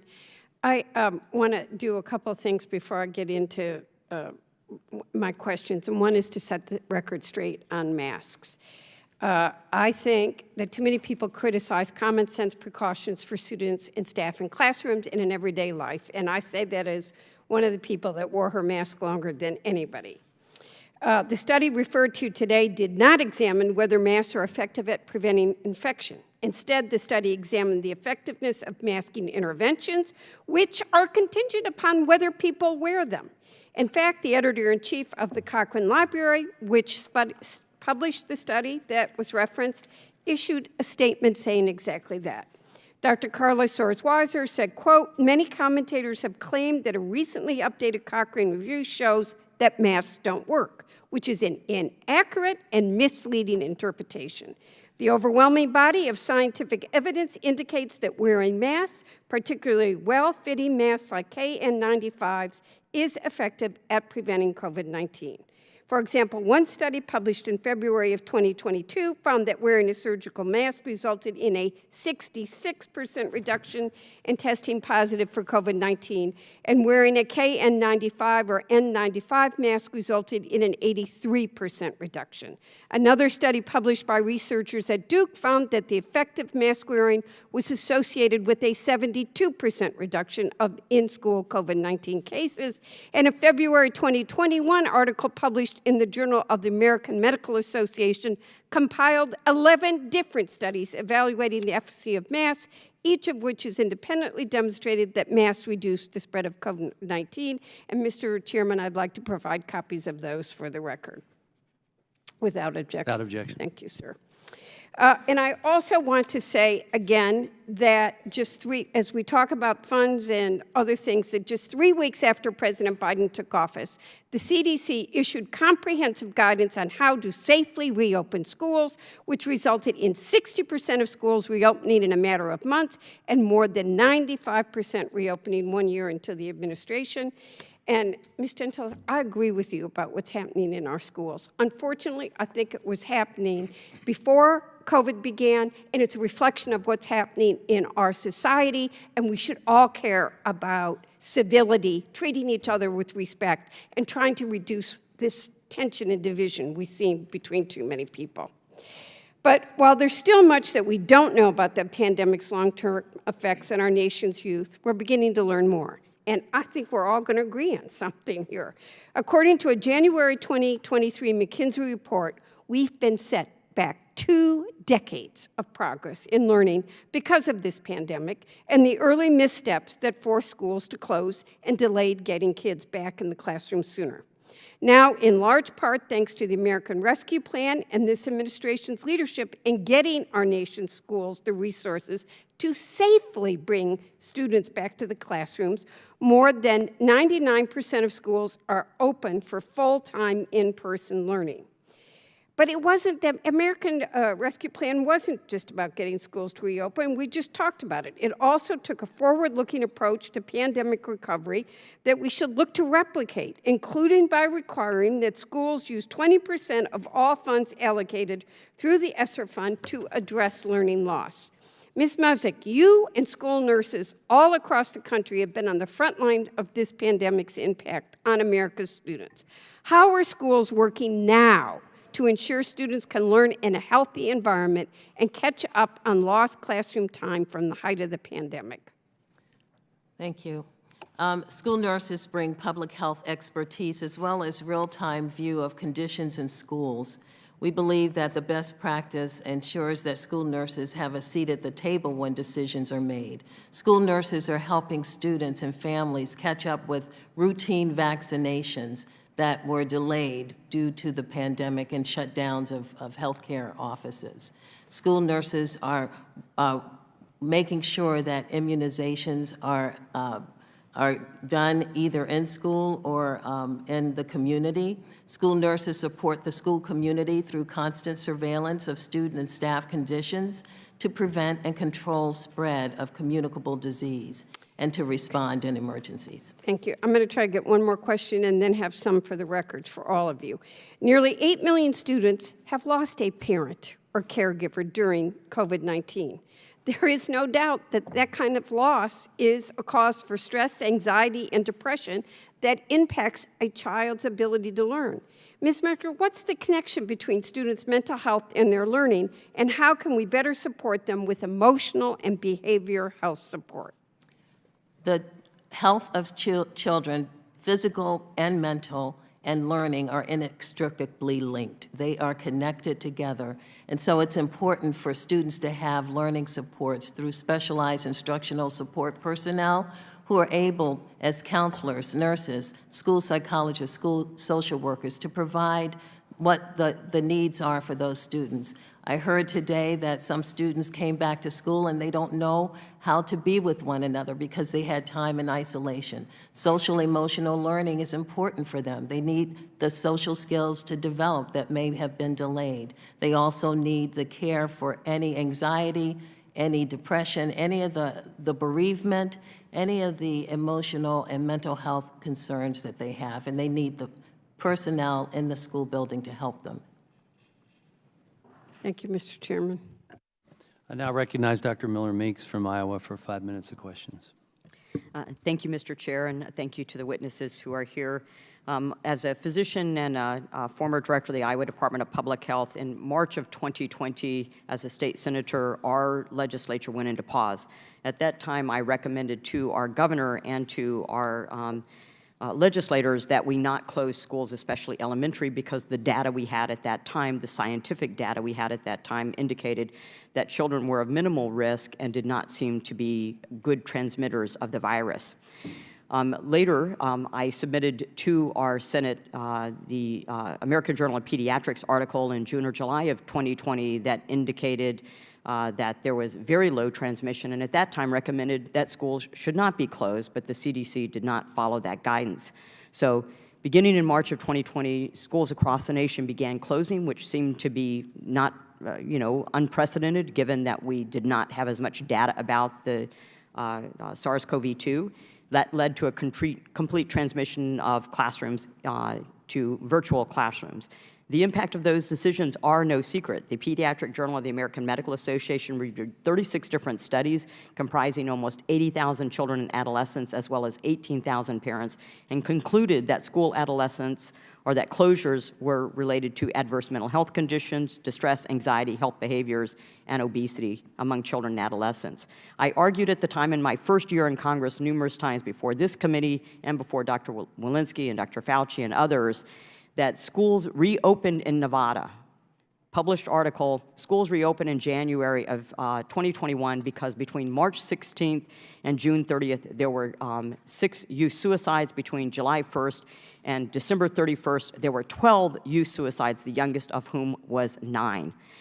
So, Dr. Hogue, are children less susceptible to COVID-19 infections than adults? So early on in the pandemic, we saw that they were less likely to be infected, but they've always been much less likely to experience severe outcomes. And I discussed that's greater than 1,000-fold difference between children and older adults. And that continues to be the same in terms of severe outcomes, that children are much, much less impacted. And it's comparable to a typical seasonal flu year, their infection fatality rate from COVID-19 to seasonal influenza. So we should have been taking that into account from the beginning, and it's even lower now from COVID-19, considering the amount of immunity children now have. And do we close schools or require mask wearing for children during the influenza season? No, we do not, yeah. Thank you. And do children transmit COVID-19 to adults at a high rate? So children do transmit COVID-19 to adults. What we saw, especially early on in the pandemic when we were doing contact tracing, is that children were much less likely to transmit to others outside of the home. They could transmit to adults outside of the home, but at a lesser rate. And in school, the transmission rate to adults was minimal to almost none in numerous studies from Europe, from the United States, from my own work in Wood County, Wisconsin. We saw no transmission from students to teachers in our Wood County, Wisconsin study over the fall semester, and we had the same experience in California. Yeah, when we had Dr. Walensky before us in testimony, I asked her if she inquired in other places other than the American Federation of Teachers Union about school closures, and she said she did. I asked her to submit data that had not been submitted to this committee. I also specifically asked her if she checked with the state of Iowa. Iowa reopened its schools in the fall of 2020. There was not big drivers of community spread, and did you see other schools that were drivers, especially elementary school drivers of community spread? No, and I think it's important that we actually look at data from Europe that, independent of what the mitigation strategies were or what the country was, there was no relationship with the school reopening and the community case levels. And we also saw that in Brazil with community case levels and with severity of disease outcomes, that whether or not they opened or closed schools had no impact on community transmission. Yeah, and we asked if the CDC and FDA both would look at real-world evidence of other countries as they developed policy. When did this data become clear? And if you could answer very quickly, because my time's almost up. In the late spring and early summer of 2020. Thank you for that. I'd like to have entered into a record an article from Contemporary Pediatrics, March 23, 2023. Pediatric speech disorder diagnosis more than doubles amid COVID-19 pandemic. That's related to mask wearing. And do children need to wear, did they need to wear PPE? No, we have found no evidence from the best studies that we have that masking children provides a benefit. Best study we have actually is from Spain, a regression discontinuity study that found no evidence of benefit, and children in Scandinavia were not masked under the age of 12, so it's important to keep in mind. Thank you so much, Mr. Chair. I yield back. And without objection, your entry will be submitted to the record, for the record. I now recognize Mr. Mfume from Maryland for 5 minutes of questions. Thank you very much, Mr. Chairman. I want to thank you and Ranking Member Ruiz for giving us all an opportunity to discuss this matter, but more importantly, to set the record straight on a number of different things. And I would caution all of us against Monday morning quarterbacking. So in this case, I guess it would be Tuesday morning quarterbacking. It's so easy after the fact to assign blame and to talk about what should have, could have, or did not happen, but we run the risk of failing our jobs, and we run the risk also of tainting history. In case no one remembers, COVID and those days of COVID were dark, dreary, desolate, and disconcerting. All the evidence we have now, we did not have at the time of COVID. It was a learning process that we were all going through. And I would also caution against this notion of always comparing what we did in the US against what they did in Europe to suggest how somehow or another that it should have been the same. The United States is one country. Europe is 44 nations. So let's be real careful about how we compare apples to apples or oranges to oranges and make sure that we're talking about the same thing here. On January 21st, the day after the inauguration of President Biden, the President signed an executive order directing that the Department of Education and the Department of Health and Human Services develop additional evidence-based guidance to assist schools in determining how they could safely reopen and remain open for in-person learning. And I say additional evidence-based guidance because it was Mr. Trump and Dr. Burke, who was advising him, as Mr. Raskin pointed out earlier, who had already given guidance. And her testimony on the record, as the ranking member stated, was that we could have saved over 100,000 lives, and we could have done more than what we were doing, and that we were doing what we should do with respect to masking and taking precautions. That was her testimony to the president and to the nation. So let's not really forget about that. So 2 months later, fast forward, after the president signs the executive order, he signs the American Rescue Act, which included $122 billion investment in special ed and curriculum development and renovations to school, increased ventilation and other forms to ensure school districts, again, across the country could return children to classroom and return them there safely. Thanks to those efforts, Baltimore City Public Schools is one of the first large school-based districts in the state of Maryland and one of the first urban districts nationwide to reopen in a safe in-person learning environment. Many of my colleagues who sometimes seek to assign blame and suggest that there was some sort of weird, evil plan in effect are the same persons who have a long track record of pushing draconian cuts to programs that support American schools and American children. But I appreciate these newfound expressions of concern for poor Black and poor white and poor Latino kids. We just need to make sure we maintain that throughout the course of every year. At the end of last year, 200 of those same persons voted against the Consolidated Appropriations Act, which had basic funding for K through 12 education, as well as funding for child nutrition programs. And then, as we all know, at the end of last year, 40 of those same colleagues voted against extending free lunches to schools in the summer. Ms. Musick, I'm going to ask you a couple of things related to nutrition, or at least one. I want to, first of all, just say my hat's off to school nurses and all nurses everywhere who helped us get through a harrowing time in our nation's history. Can you just give an example or your estimation of how does limiting access to nutritious food programs undermine, a child's learning and cognitive development, because I think that's just as important. Yes, it is. Thank you. So we know that health and learning are connected. And we also know that there are social determinants to children being healthy. And when they cannot get the food that they need, they live in housing that doesn't support their well-being, or neighborhoods the same, that impedes their learning. So with the meals that students need, one of the things that school nurses found when schools were shut down was that children needed the meals.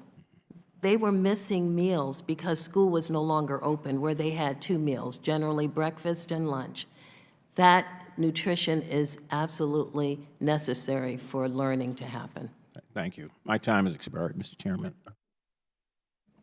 I now recognize Ms. Lesko from Arizona for 5 minutes of questions. Thank you, Mr. Chairman. Mr. Swig, you asked a great question. Are schools an essential service?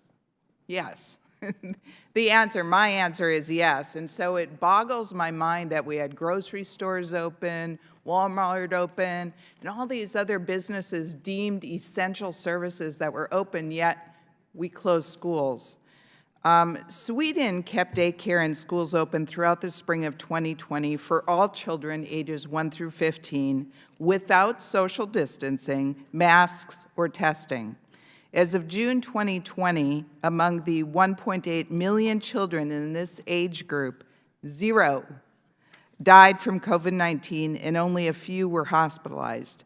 In May 2020, the Center for Global Development released a report that failed to find any increase in community COVID-19 case rates related to school reopenings internationally.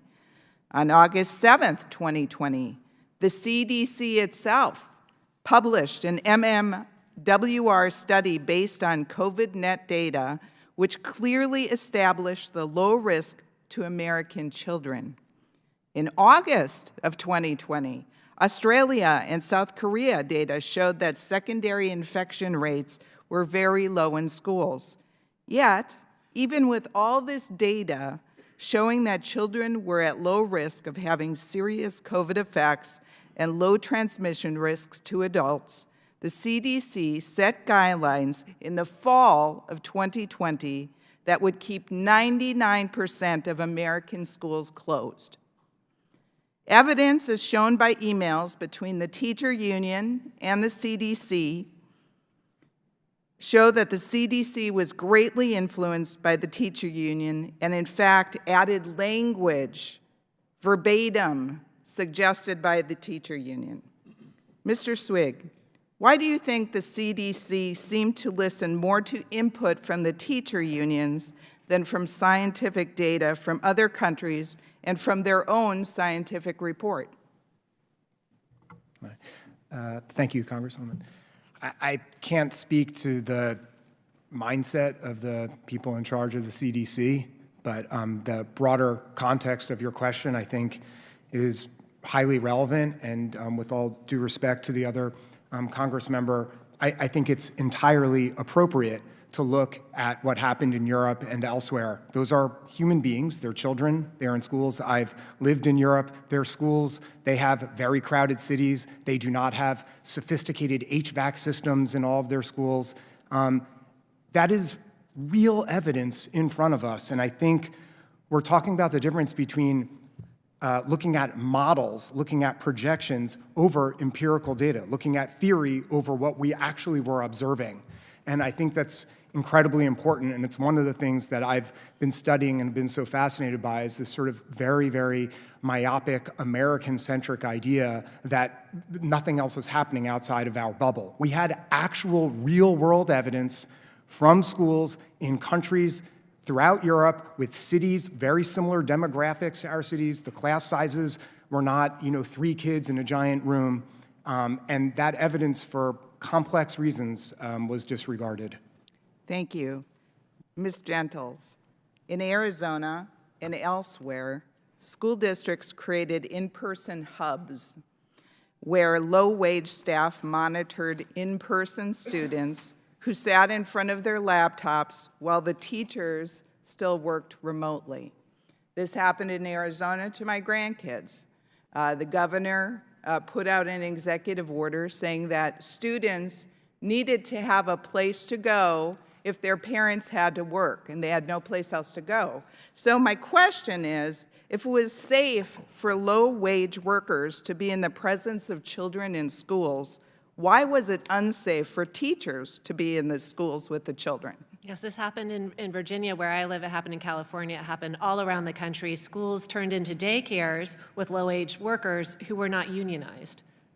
And I think that's the essential issue here. The teachers' unions had made a decision that they needed to control the instructional hours that were offered and whether or not schools were open and teachers were going to teach in the classroom.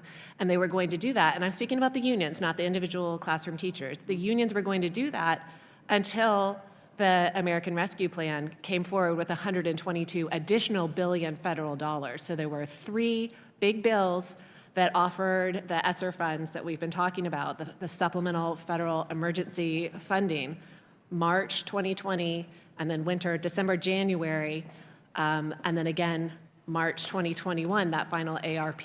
They were waiting until that final $122 billion ARP funding came through, and then schools could open up and the unionized teachers could return to classrooms fully that fall. Thank you, and I yield back. I now recognize Ms. Ross from North Carolina for 5 minutes of questions. Thank you, Mr. Chairman, and thank you to our witnesses for being here. As part of the American Rescue Plan, which we were just hearing a little bit about, congressional Democrats included a historic investment of more than $122 billion of ESSER funds, or the Elementary and Secondary School Emergency Relief Fund, which distributed that funding to schools and communities across the United States.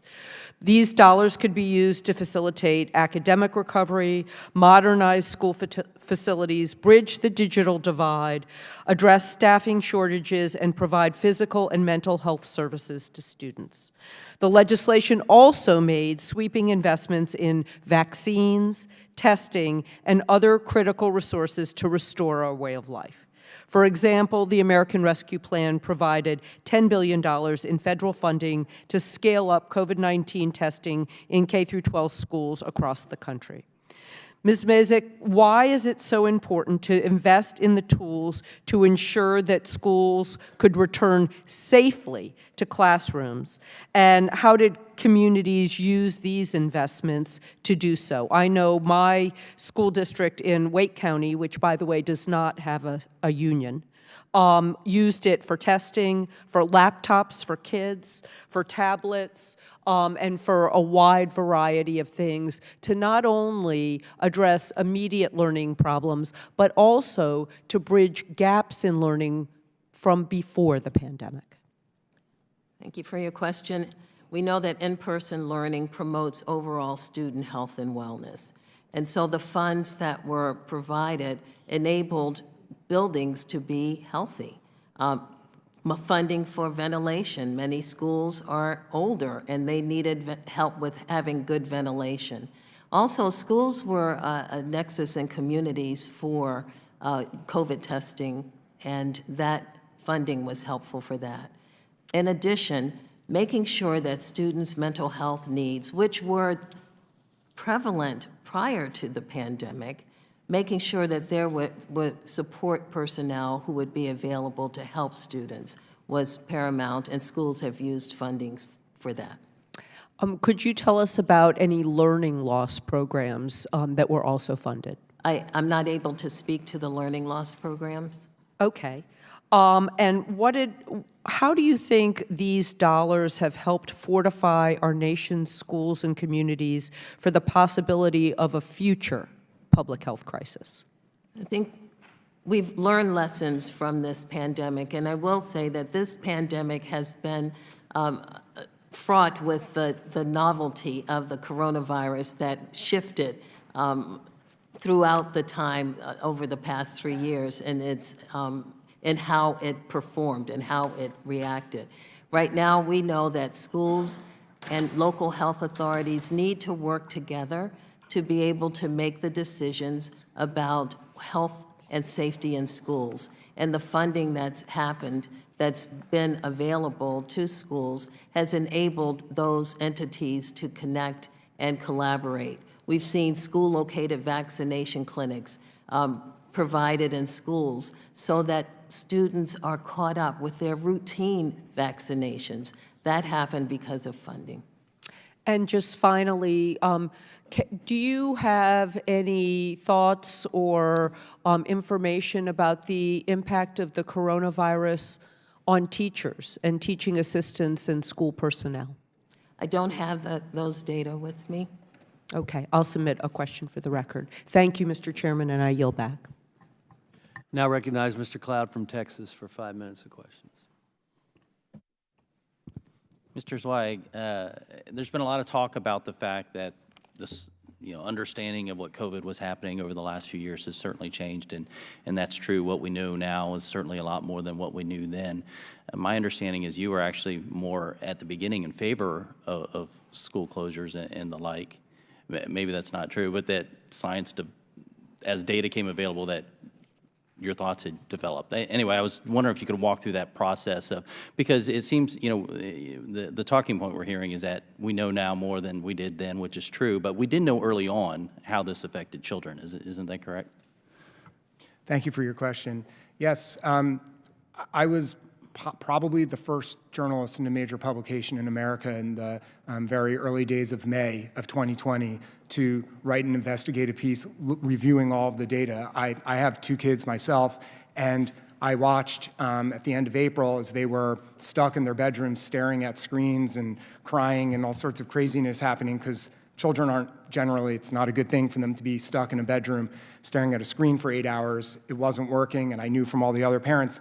And I saw that schools began opening in Europe at the end of April and the beginning of May. And that sort of set me on my course. And we knew very early that schools could open safely. There was the education ministers at the EU met not once, but twice that spring and announced that they saw no evidence that the reopening of schools there led to any sort of meaningful difference in case rates. That is profound that they said that, and that still was ignored. So that's why I wrote about it. Yeah. So the idea that this is all revisionist history, this is a Monday morning quarterback, is false. We, of course, gain more information as time goes on.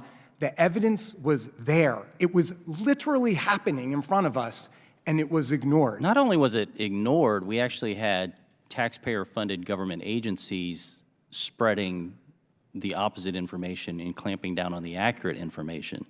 Dr. Hoag, I see you smiling. You're actually a doctor. Could you speak to some of this?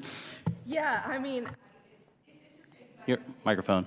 David and I really kind of came to the similar conclusions at about the same time, and I started writing about it at the same time because being Danish, I had also watched what happened in Denmark, and I saw that they reopened their schools there after 6 weeks of closures in April of 2020. There were no major outbreaks, and the pattern was the same across Europe. And so I do feel like even as over the course of the summer of 2020, that we got increasingly disparate messages from our American CDC and from Europe, because across the U.S. we were getting more sort of fear-mongering messaging about the risks of COVID-19 to children and how often they transmitted the virus that we were seeing in the media. And on the other hand, there was this hopeful message in Europe about children are not spreading COVID-19 in the schools as much as we had feared, and we're able to reopen the schools. And in Europe, there was this fundamentally different philosophy that schools should be open by default, whereas I don't know what happened in the United States with our messaging, where somehow it became the normal thing to have schools closed until proven otherwise, that it was safer to have them in than outside of school. I mean, that it was safer to have them in than outside of school. We should have always assumed they should be in school, figure out how to do it, because we know the harms of keeping them out of school, and then we should have been studying what to do to decrease the transmission. while they were in school. And so really, the US had a fundamentally different philosophy than Europe that, ended up hurting the children. And we shouldn't be focusing on the differences in demographics between Europe and here, even though they do exist. Europe, like David said, is very diverse. I was a teacher in France in very crowded classrooms, and I knew from Denmark that the students were also in crowded classrooms. It's not like they have much smaller classrooms than we do here in the United States. And and like I said, in Scandinavia, they weren't even wearing masks. And in Sweden, early on, they weren't testing. So. Yeah, and to that point, Ms. Gentles, you kind of started to make this comment that some teachers' unions came out, specifically like California, other states, that were really kind of adamant, like, we're not going back to the classroom. But it wasn't really until the science changed, it was until they got money passed, in a sense. And we see this a lot here in the federal government, in the sense we create a problem, and then we march in to be the knight in shining armor to allegedly fix the problem we created. And here we have the government, in a sense, locking down schools, but then trying to write in. Your thoughts to what happened there? Well, I think the fear-mongering is really important to emphasize that the union role was not just limited to influencing and editing the CDC guidance February of 2021. We saw in spring of 2020 that unions were telling teachers not to provide new instructions or materials to students. And then throughout the summer, we saw— So they're actually putting pressure on the teachers who wanted to go educate kids. Right. Yeah. And then we saw throughout the summer that unions were sending body bags and hearses and draft obituaries to governors and to other leaders to let them know that death would be on their hands, blood would be on their hands if they chose to open schools in the fall. And then as parents, I'm sure we all saw on the Facebook community groups fear-mongering and threats to parents who tried to speak up and express interests in open schools. Fear-mongering was everywhere. It was pervasive throughout 2020. Thank you. Thank you, Chairman. I now recognize Mr. Garcia from California for 5 minutes of questions. Thank you very much, Mr. Chairman. I want to make some clarifications and then definitely have a couple thoughts and questions. Just for starters, I know we've been hearing this here from some of my Republican colleagues. I think it's important to note that the CDC constantly engages with numerous groups, of course, during any sort of major crisis or process. There were stakeholders that were brought in to talk about how we return to the classroom. This was very common. I think there's obviously an attack going on here on teachers' associations and teachers' unions and generally teachers as a whole. And so I think that's very distracting, considering that the Biden administration, within 3 weeks of being in office, put together a plan to reopen schools. As we may need to remember that schools were closed during the tenure of President Trump. That's when most of the school closures actually happened. And so just want to put in perspective that the Biden administration did put in a plan to reopen schools. Now, that resulted, of course, 60% of schools reopening in a matter of months and more than 95% of schools reopening 1 year into his administration. So it's important to be critical, but also to make sure that we're being fair in when schools closed and when they actually reopened. It's standard practice for the CDC to engage with impacted organizations like teachers' unions and others to get feedback to ensure guidance is comprehensive and implementable. I mean, at the end of the day, the teachers are the workers on the ground in the classrooms. Their opinions, and particularly opinions on safety, is important. And so I think that's critical. Teachers and teacher associations are one of more than 50 different organizations, ranging from parents, superintendents, business groups, and others that all were a part of these decision-making processes as it relates to schools opening and closing. So I just want to make those notes. And with that, I want to just turn to some other thoughts. This is a very important topic. I want to thank, of course, all the witnesses that are here.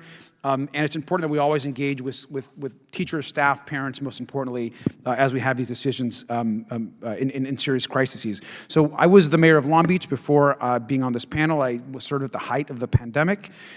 It was horrible and really difficult to see, of course, not just school closures, but business closures, and the single largest life of death event where we lost over 1 million Americans happened over these last couple of years. We have to always put this crisis in context of the lives that were lost. Back in Long Beach, We were the first large city in the state of California to actually vaccinate all of our public school teachers.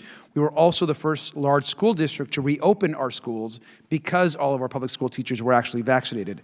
The White House actually called the Long Beach vaccination process a national model because we were committed to safe reopening of schools and working with our teachers on the ground. And this was all, by the way, in spite of very little support that we received from the Trump administration early on, no plan on how we're going to reopen schools.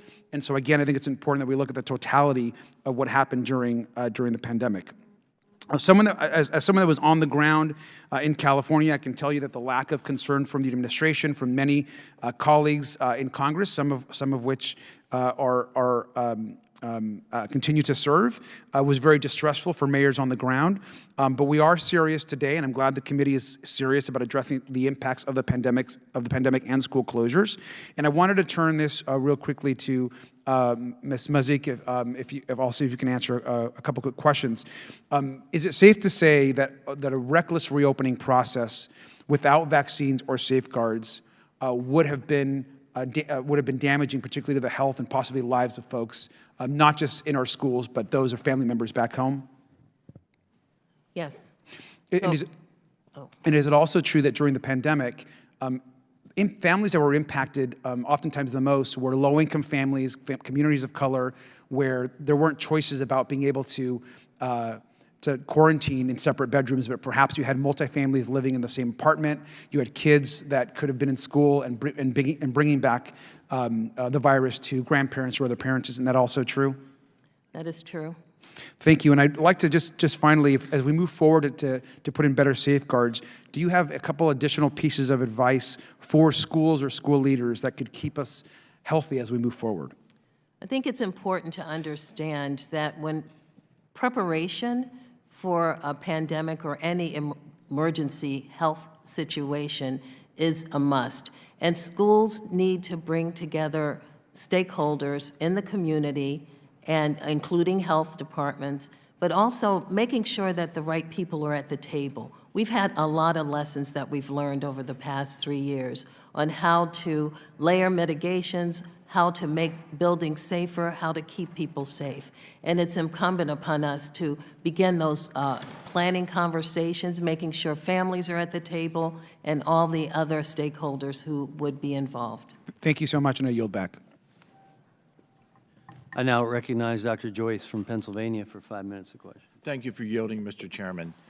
And thank you for our witnesses for appearing. You know, I look back at the devastating impacts that COVID-19 pandemic and our U.S. response have had, and perhaps none is more tragic and also more avoidable, tragic and avoidable, than what happened to our kids.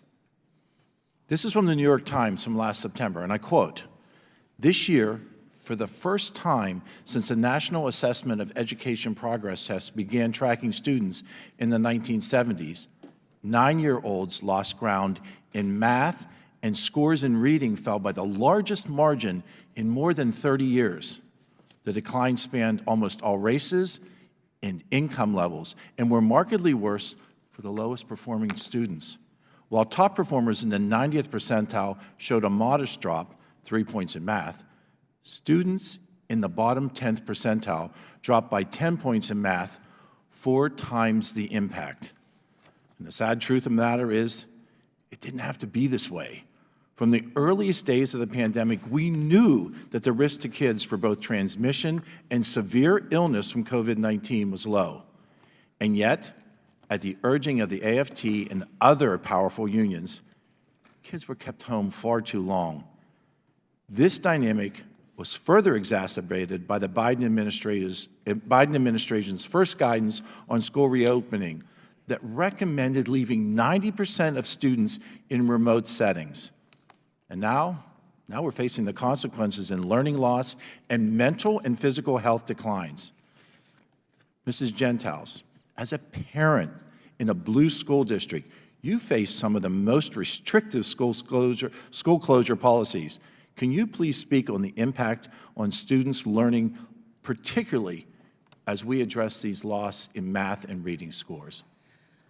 Well, I think sometimes we get numb to these scores, and we think, well, they were already low before the pandemic, and now they're lower. But when we talk about these huge drops, we have to think about the individual students, and we have to recognize in a community like mine that's divided by a highway, North Arlington versus South Arlington. When schools closed, the parents in North Arlington, which is a more well-to-do part of the county, were able to afford tutors and learning pods and resources to ensure that their students didn't fall behind. The kids in South Arlington, less so. And so when you look at the data for the Title I schools, the schools that have more low-income kids, it's heartbreaking to look at the number of students that failed the math and reading state assessments in Do you those feel schools. that there are policies that we should be pursuing as far as educational testing requirements to ensure that students get back on track and that we mitigate these severe losses that we've seen? Well, a proven strategy is high-dosage tutoring. Unfortunately, a lot of school districts needed to quickly push money out the door. They had so much money, millions in cases, billions in some of the larger school districts. So they quickly signed contracts with online tutoring platforms that don't actually reach the kids and have low participation rates.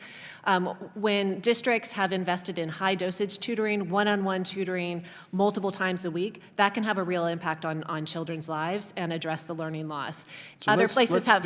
If I may, let's pivot. My time is limited, but let's pivot from educational losses to healthcare losses. And this is where, Dr. Haig, I think that your expertise comes into play. According to CDC data, in 2021, 37% of high school students reported experiencing poor mental health during the COVID-19 pandemic, and 44% reported that they persistently felt sad or hopeless during the past year, compared to 36% in 2019. Suicide attempts increased sharply for adolescents, and suicide attempts for 12 to 17-year-old girls were rising over 50%, again comparing 2021 with 2019 statistics. Do you feel that school closures played a role in these alarming statistics? And how do we repair this?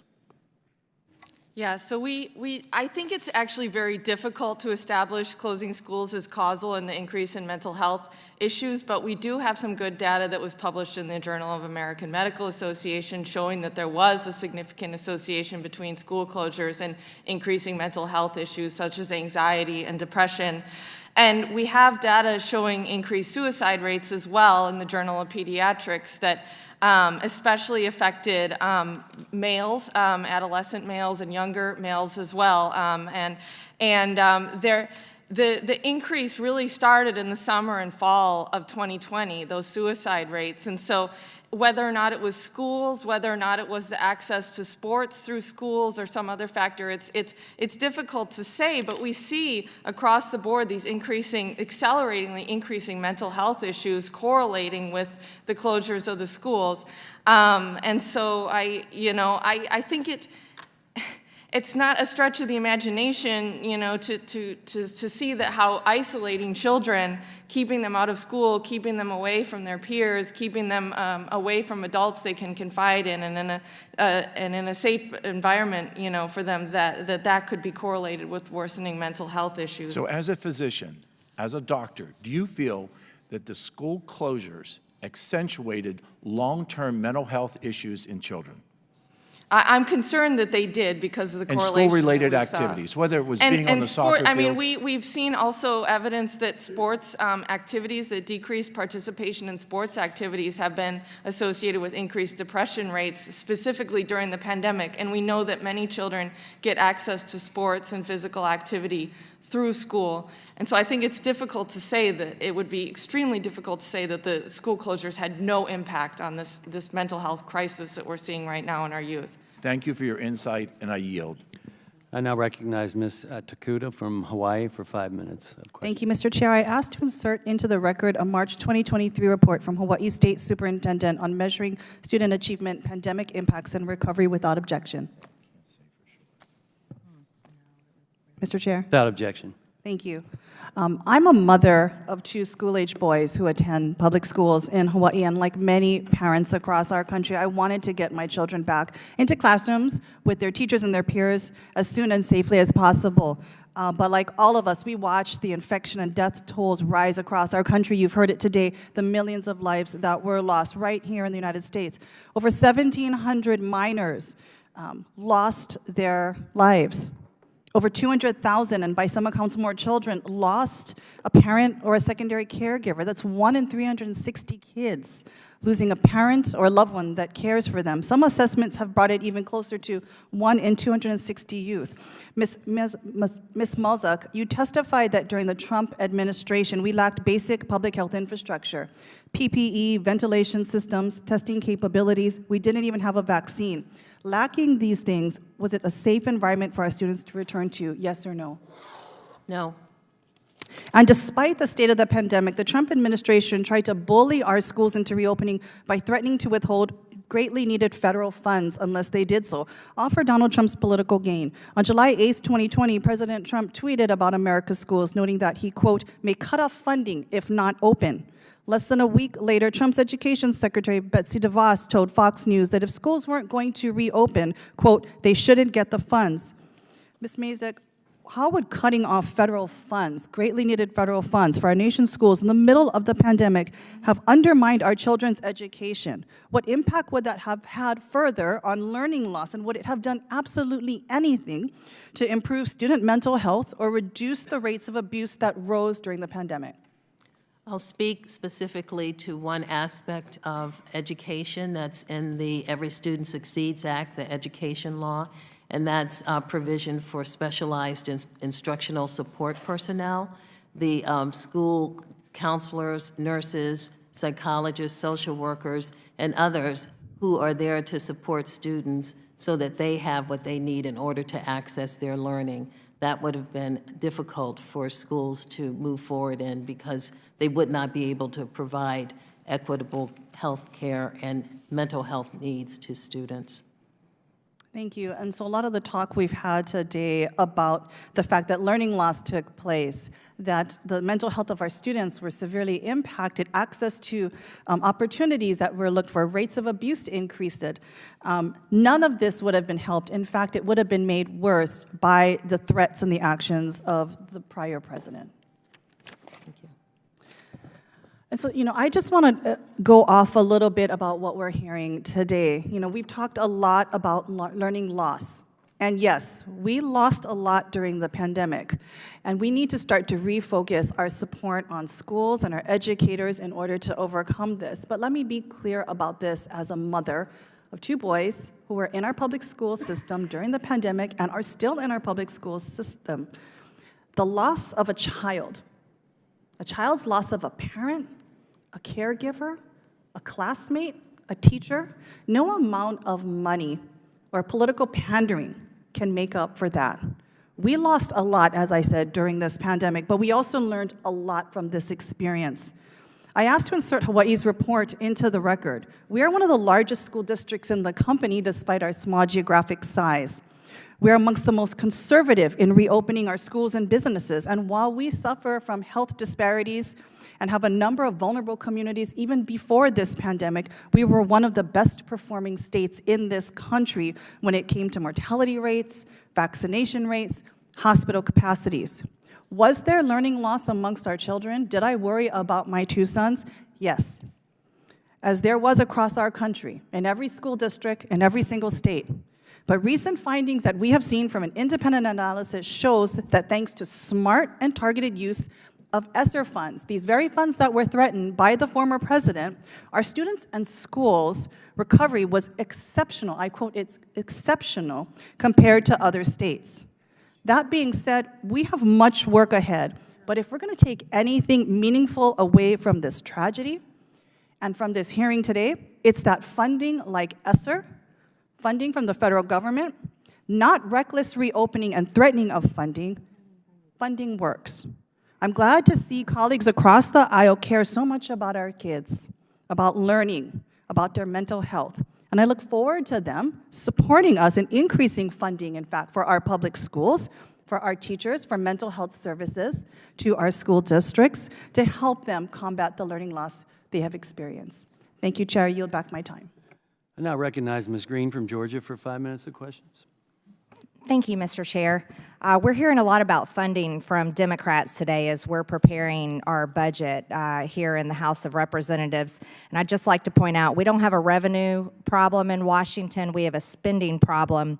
And there was a lot of misuse of COVID funds during these shutdowns and a lot of waste, fraud, and abuse, and that's why we're here on the Oversight Committee today. I also wear another hat other than a congresswoman. I'm a mother. And I have 3 children, and I have children in school, or at least one of them has graduated. The other 2 are now in college. But my youngest, my son, he's graduated in the class of 2022. Now, thankfully, I'm from a red state where his high school opened up quickly. His activities resumed, but my 3 children did suffer during that time. All 3 of them lost their part-time jobs. My daughter, who was a D1 athlete in college, her sport was completely suspended for an entire season. They lost many things, but I will say that thankfully, because our schools reopened quickly, my son's education did not fall behind. But many's education did fall behind. We've talked about ACT scores. For example, approximately 42% of the graduate test takers from the high school class of 22 failed to meet the benchmark scores in English, reading, science, and math. The average of that class was 19.8 out of 36 on the ACT.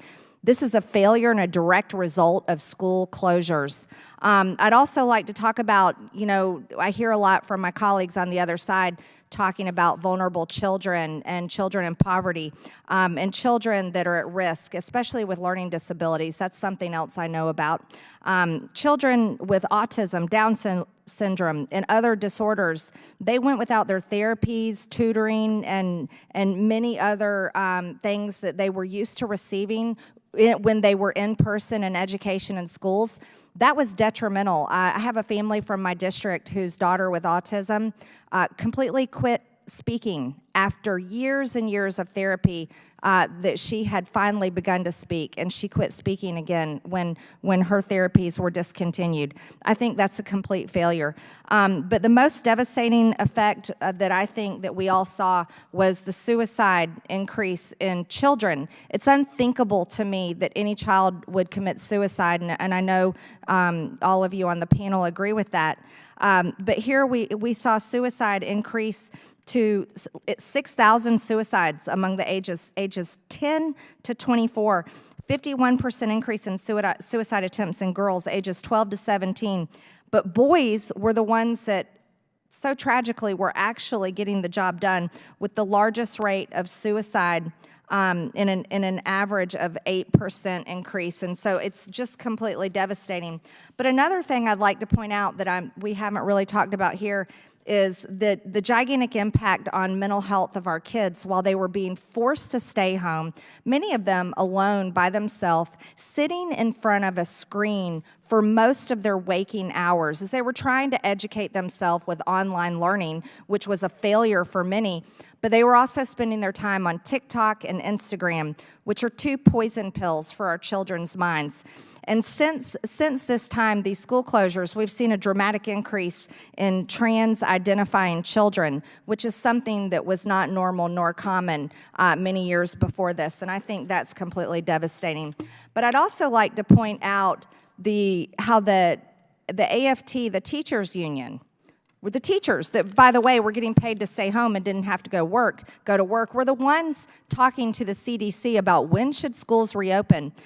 And then we had governors of blue states. So I'd like to ask each of you, and each of you take your turn, if you had the chance to explain with your experience and knowledge that you have about the horrific failures of the COVID shutdowns, what would you say to Randy Weingarten, who I would prefer to be on this panel today? I think that's who we should be talking to. Or what would you say to CDC Director Rochelle Walensky, who I also think we should be questioning today? Mr. Zywig, if you had questions for her, what would you ask? And then I'd like to hear from each witness. Thank you. I would ask Dr. Walensky why the evidence that existed in front of us, real-world observational evidence, was dismissed or ignored and instead we focused on projections and models about what would happen. That is against sort of fundamentals in the hierarchy of evidence when you look at, and we chose to look at a lower form of evidence and prioritize that over real-world evidence that was occurring. And I'd like to understand why that happened. Thank you. Dr. Hogue? Yeah, so I would like to discuss with Randy Weingarten about the perceived risks both to teachers and children, as I do think that there was a misunderstanding and a miscalculation about the many risks that children face and about the risks that teachers faced also from children. But I would like to ask Dr. Walensky, why, when she was creating the guidance for reopening the schools in February of 2021, that she was using the wording of the teachers' unions in terms of requiring 6 feet of distance and not actually consulting the scientists and physicians who were doing the actual research, looking at amount of distancing and transmission in schools, and why it seemed like the teachers' unions had a more dominant voice in creating those guidelines than the scientists did. Mm-hmm. Thank you. Ms. Gentles. Yeah, I think that if I had the opportunity to speak with Randy Weingarten, I'd ask her about what her conversations are like with teachers in urban districts that were closed and did not serve students. What is it like to talk to teachers in Baltimore at schools that have 0% students proficient, 0? Mm-hmm. And what is it like to talk to teachers in Newark that have less than 2% of their students proficient in math? What is she advising those teachers now when they say, what do we do? How do we teach these kids? How do we turn this around? She has to take responsibility for keeping those schools closed and creating the situation for her members, for her teachers. What is she going to tell them to do now? Mm-hmm. Excellent. Ms. Mazik. I would speak from a public health perspective from the federal, state, and local level and ask for a way to communicate lessons learned. After action plans are very common in dealing with emergencies. I think that needs to happen on all levels so that we know what to do the next time we have a pandemic. Thank you very much. I yield back the remainder of my time. Now recognize Dr. Jackson from Texas for 5 minutes of questions. Thank you, Mr. Chairman. Thank you for our witnesses. Thank you for being here today. A lot of this has already been said, but I'm going to state it anyways because I do think it's important. But early on, COVID was a black box. No one really knew how infectious it was. We didn't know what the true morbidity and mortality of this disease was. No one knew who the truly vulnerable populations were. But we started pretty quickly to figure this out. And one thing that we learned very early on was that children were not the at-risk group in this disease. They didn't get COVID easily, they didn't spread it, and if they did get it, they did not get seriously ill and die from it, despite some of what we heard. We also knew that masking and school closures were having a devastating effect on social development, academic performance, and rise in youth depression and suicide. Despite that, there was no course correction. And the White House, Democrats at all levels of government, and the public health sector, which, by the way, has lost all credibility and trust of the American people at this particular point, all doubled down on these destructive policies. Why? Why were these decisions being made? Who was actually driving these bad decisions, you have to ask yourself. We know now that the teachers union, and specifically AFT and its president, Randy Weingarten, were aggressively pushing this destructive agenda. Why were they doing that, you ask yourself? Well, number one, in my opinion, is because there were billions of dollars at play here. Billions. Billions of dollars which would ultimately be controlled by the teachers union. Since 2020, Congress has actually allocated $190 billion to the schools. $7 million of that went to the teachers union. The intent of which, the $190 billion, was to reopen our schools and get back to normal. However, that did not happen, and the teachers union continued to support school closures. Liberal politicians continued to advocate for more money and support of the union. Why? And more money, more funding, more government money for this purpose. Well, I'll tell you why. It's because a large part of that money was going right into the re-election campaigns and the coffers of those very Democrats. In fact, the teachers union gave $20 million to Democrats in the 2020 election cycle alone. This, in my opinion, was the biggest driver of all of this. However, it didn't help at all that the teachers, administrators, and other school employees were being paid to stay home as well. And the teachers union was once again promoting this for political reasons, with complete disregard for the health and the well-being of our children. Some of this a perfect example of this, recently published, this CDC reports, the CDC admitted that there were errors in their CDC reporting. These errors, they admit, resulted in exaggerating the severity and the risk for children. They also resulted in at the time in the continued CDC recommendations to keep kids at home. These recommendations, we now know, were developed in conjunction with the teachers' union. This is politics, not science. Ms. Mazek, I wanted to ask you, are you a member of the teachers' union? I am not. You're not. National Association of School Nurses is a 501c3 member organization. Thank you. You are the executive director of the National Association of School Nurses. Is that correct? That's correct. Were you the director in February of 2021? I was. Okay. And I know this question's been asked, but I think it's important. But I want to ask one more time. Were you consulted by the CDC or the White House or anyone else regarding recommendations for in-person learning?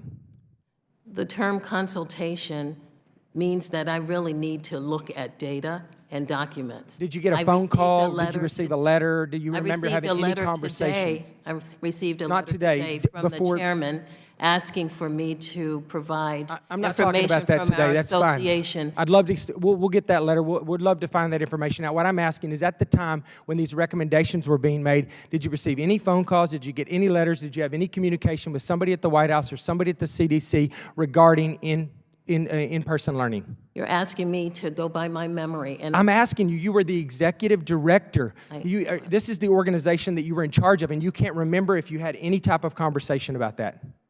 Sir, I will fulfill what the letter asks me for, and I ask that you would respect that. I will be happy to look at that letter when we get it. I think it's very concerning that you can't remember, as the executive director, whether you had any type of conversation or any type of communication about that at all. I mean, I think you could easily say, I did, I don't know the detail, I don't know I can't relate to you the extent of which these conversations took place. I'll get that to you in writing, but you're saying you do not remember having any of those conversations. No, I don't. What I do know is that the National Association of School Nurses depended on the guidance that was issued from the CDC. I understand that. What I want to know is, did they participate in developing that guidance along with the teachers union? I think this is a very important question. I think that we're going to get to the end. This is just the beginning. We're just starting to scratch the surface of what happened here. When we see something that doesn't look like it's not right, you usually follow the money and you can figure out exactly why this stuff happened. So I'm excited about looking into this and finding out exactly what drove all of this, where that money went, and who made these decisions. Thank you, Mr. Chair. I yield back. Thank you. I would now like to yield to Ranking Member Ruiz for a closing statement, if he would like to make one. Yeah, thank you, Mr. Chairman, and thank you again to all of our witnesses for your participation. It's clear in-person learning is critical to our children's health and well-being, both inside and outside the classroom. It is very clear that we have to do our utmost best to ensure that every school, regardless if you're in an affluent community or an indigent community, where if you're have kids with affluent parents or hardworking poor parents, that they all have the equal opportunity to stay in school, a school that is resourced well, that is well equipped, and that has all the provisions necessary not only to stay healthy, but also to learn during and not during a very highly infectious airborne virus, to keep them safe, to keep them in school, and to keep them learning, and also in a way that helps reduce transmission in a community. Before we wrap up today, I'd like to take the opportunity to correct the record regarding some characterizations of the comparisons between when America's schools reopened versus other countries that we've heard throughout the hearing. When other countries took the virus seriously, they acted quickly to rapidly boost the tools necessary to catch up or do measures to help reduce the transmission. And when you have a highly transmittable virus with an R0 of 4, which we had early on in the pandemic based on some high transmission rate cities like New York City and others, whatever you do on a highly infectious pandemic, the effects of what you do has some latency. So the higher the transmission rate, the infectivity, the longer the latency of your actions on the pandemic. So the lack of urgency, the downplaying of the virus, and under the previous administration, our schools were left under-resourced and underprepared to keep kids and their community safe and healthy. And that lack of urgency led to delays in reopening our schools, led to the ill-equipped schools in the hardest hit communities having to delay returning to schools. And common sense measures to ensure kids could learn safely in classrooms were politicized for President Trump's partisan gain during the election year. In contrast, on his first full day in office, President Biden took decisive action to reopen our nation's schools by issuing an executive order calling on the Department of Education and the Department of Health and Human Services to issue long-awaited guidance on safely returning to in-person learning. And just 3 weeks later, CDC issued this comprehensive guidance on vaccines, testing, and masking, paving the way for 95% of schools to reopen by fall of 2021. Now schools are 99% open, and yet this does not erase the need to make sure that we address learning loss and make our education system more resilient for the next highly contagious lethal virus, protecting students and teachers, and keep schools open in the event of another public health crisis. That's our goal. And we must do all this with compassion for the heavy toll the pandemic took on our nation's children, families, and educators. And we must do all this with a focus on ensuring America's children can live and learn healthily and safely now and into the future. And I think one of the biggest lessons learned and takeaway is to act with urgency, to beef up testing, PPEs, to make sure our schools, especially our underfunded schools now, have the resources they need to make sure that we have more school nursing, more protocols, more air purifiers, more ability to keep our students safe from any future pandemic, to keep our teachers safe, to keep our school workers safe, and to keep their communities safe, so that in our hardest hit communities, the schools that exist, that are underfunded in those highly hit communities, do not contribute to transmissions, albeit in other affluent communities, those transmission rate may be smaller, but we need to look at all of these things, and I'm glad that we're having these conversations. And so with that, I yield back. Thank you. In closing, I would like to thank our panelists once again for their important and insightful testimony here today, and I'm going to make my closing statement. What are some of the things we heard today? Instead of schools being the last to close and the first to open, they were the first to close and the last to reopen. Yet bars and liquor stores, they were open. We talked about Europe, and we saw in Europe that there were some places where the rate of transmission and infection outside of the school was greater than inside the school. And Dr. Ruiz and Mr. Mafume talked about we can't compare, these aren't apples to apples. And I get that. That makes sense. But we can learn from them, and it doesn't mean we should ignore them altogether, which is seemingly what we did.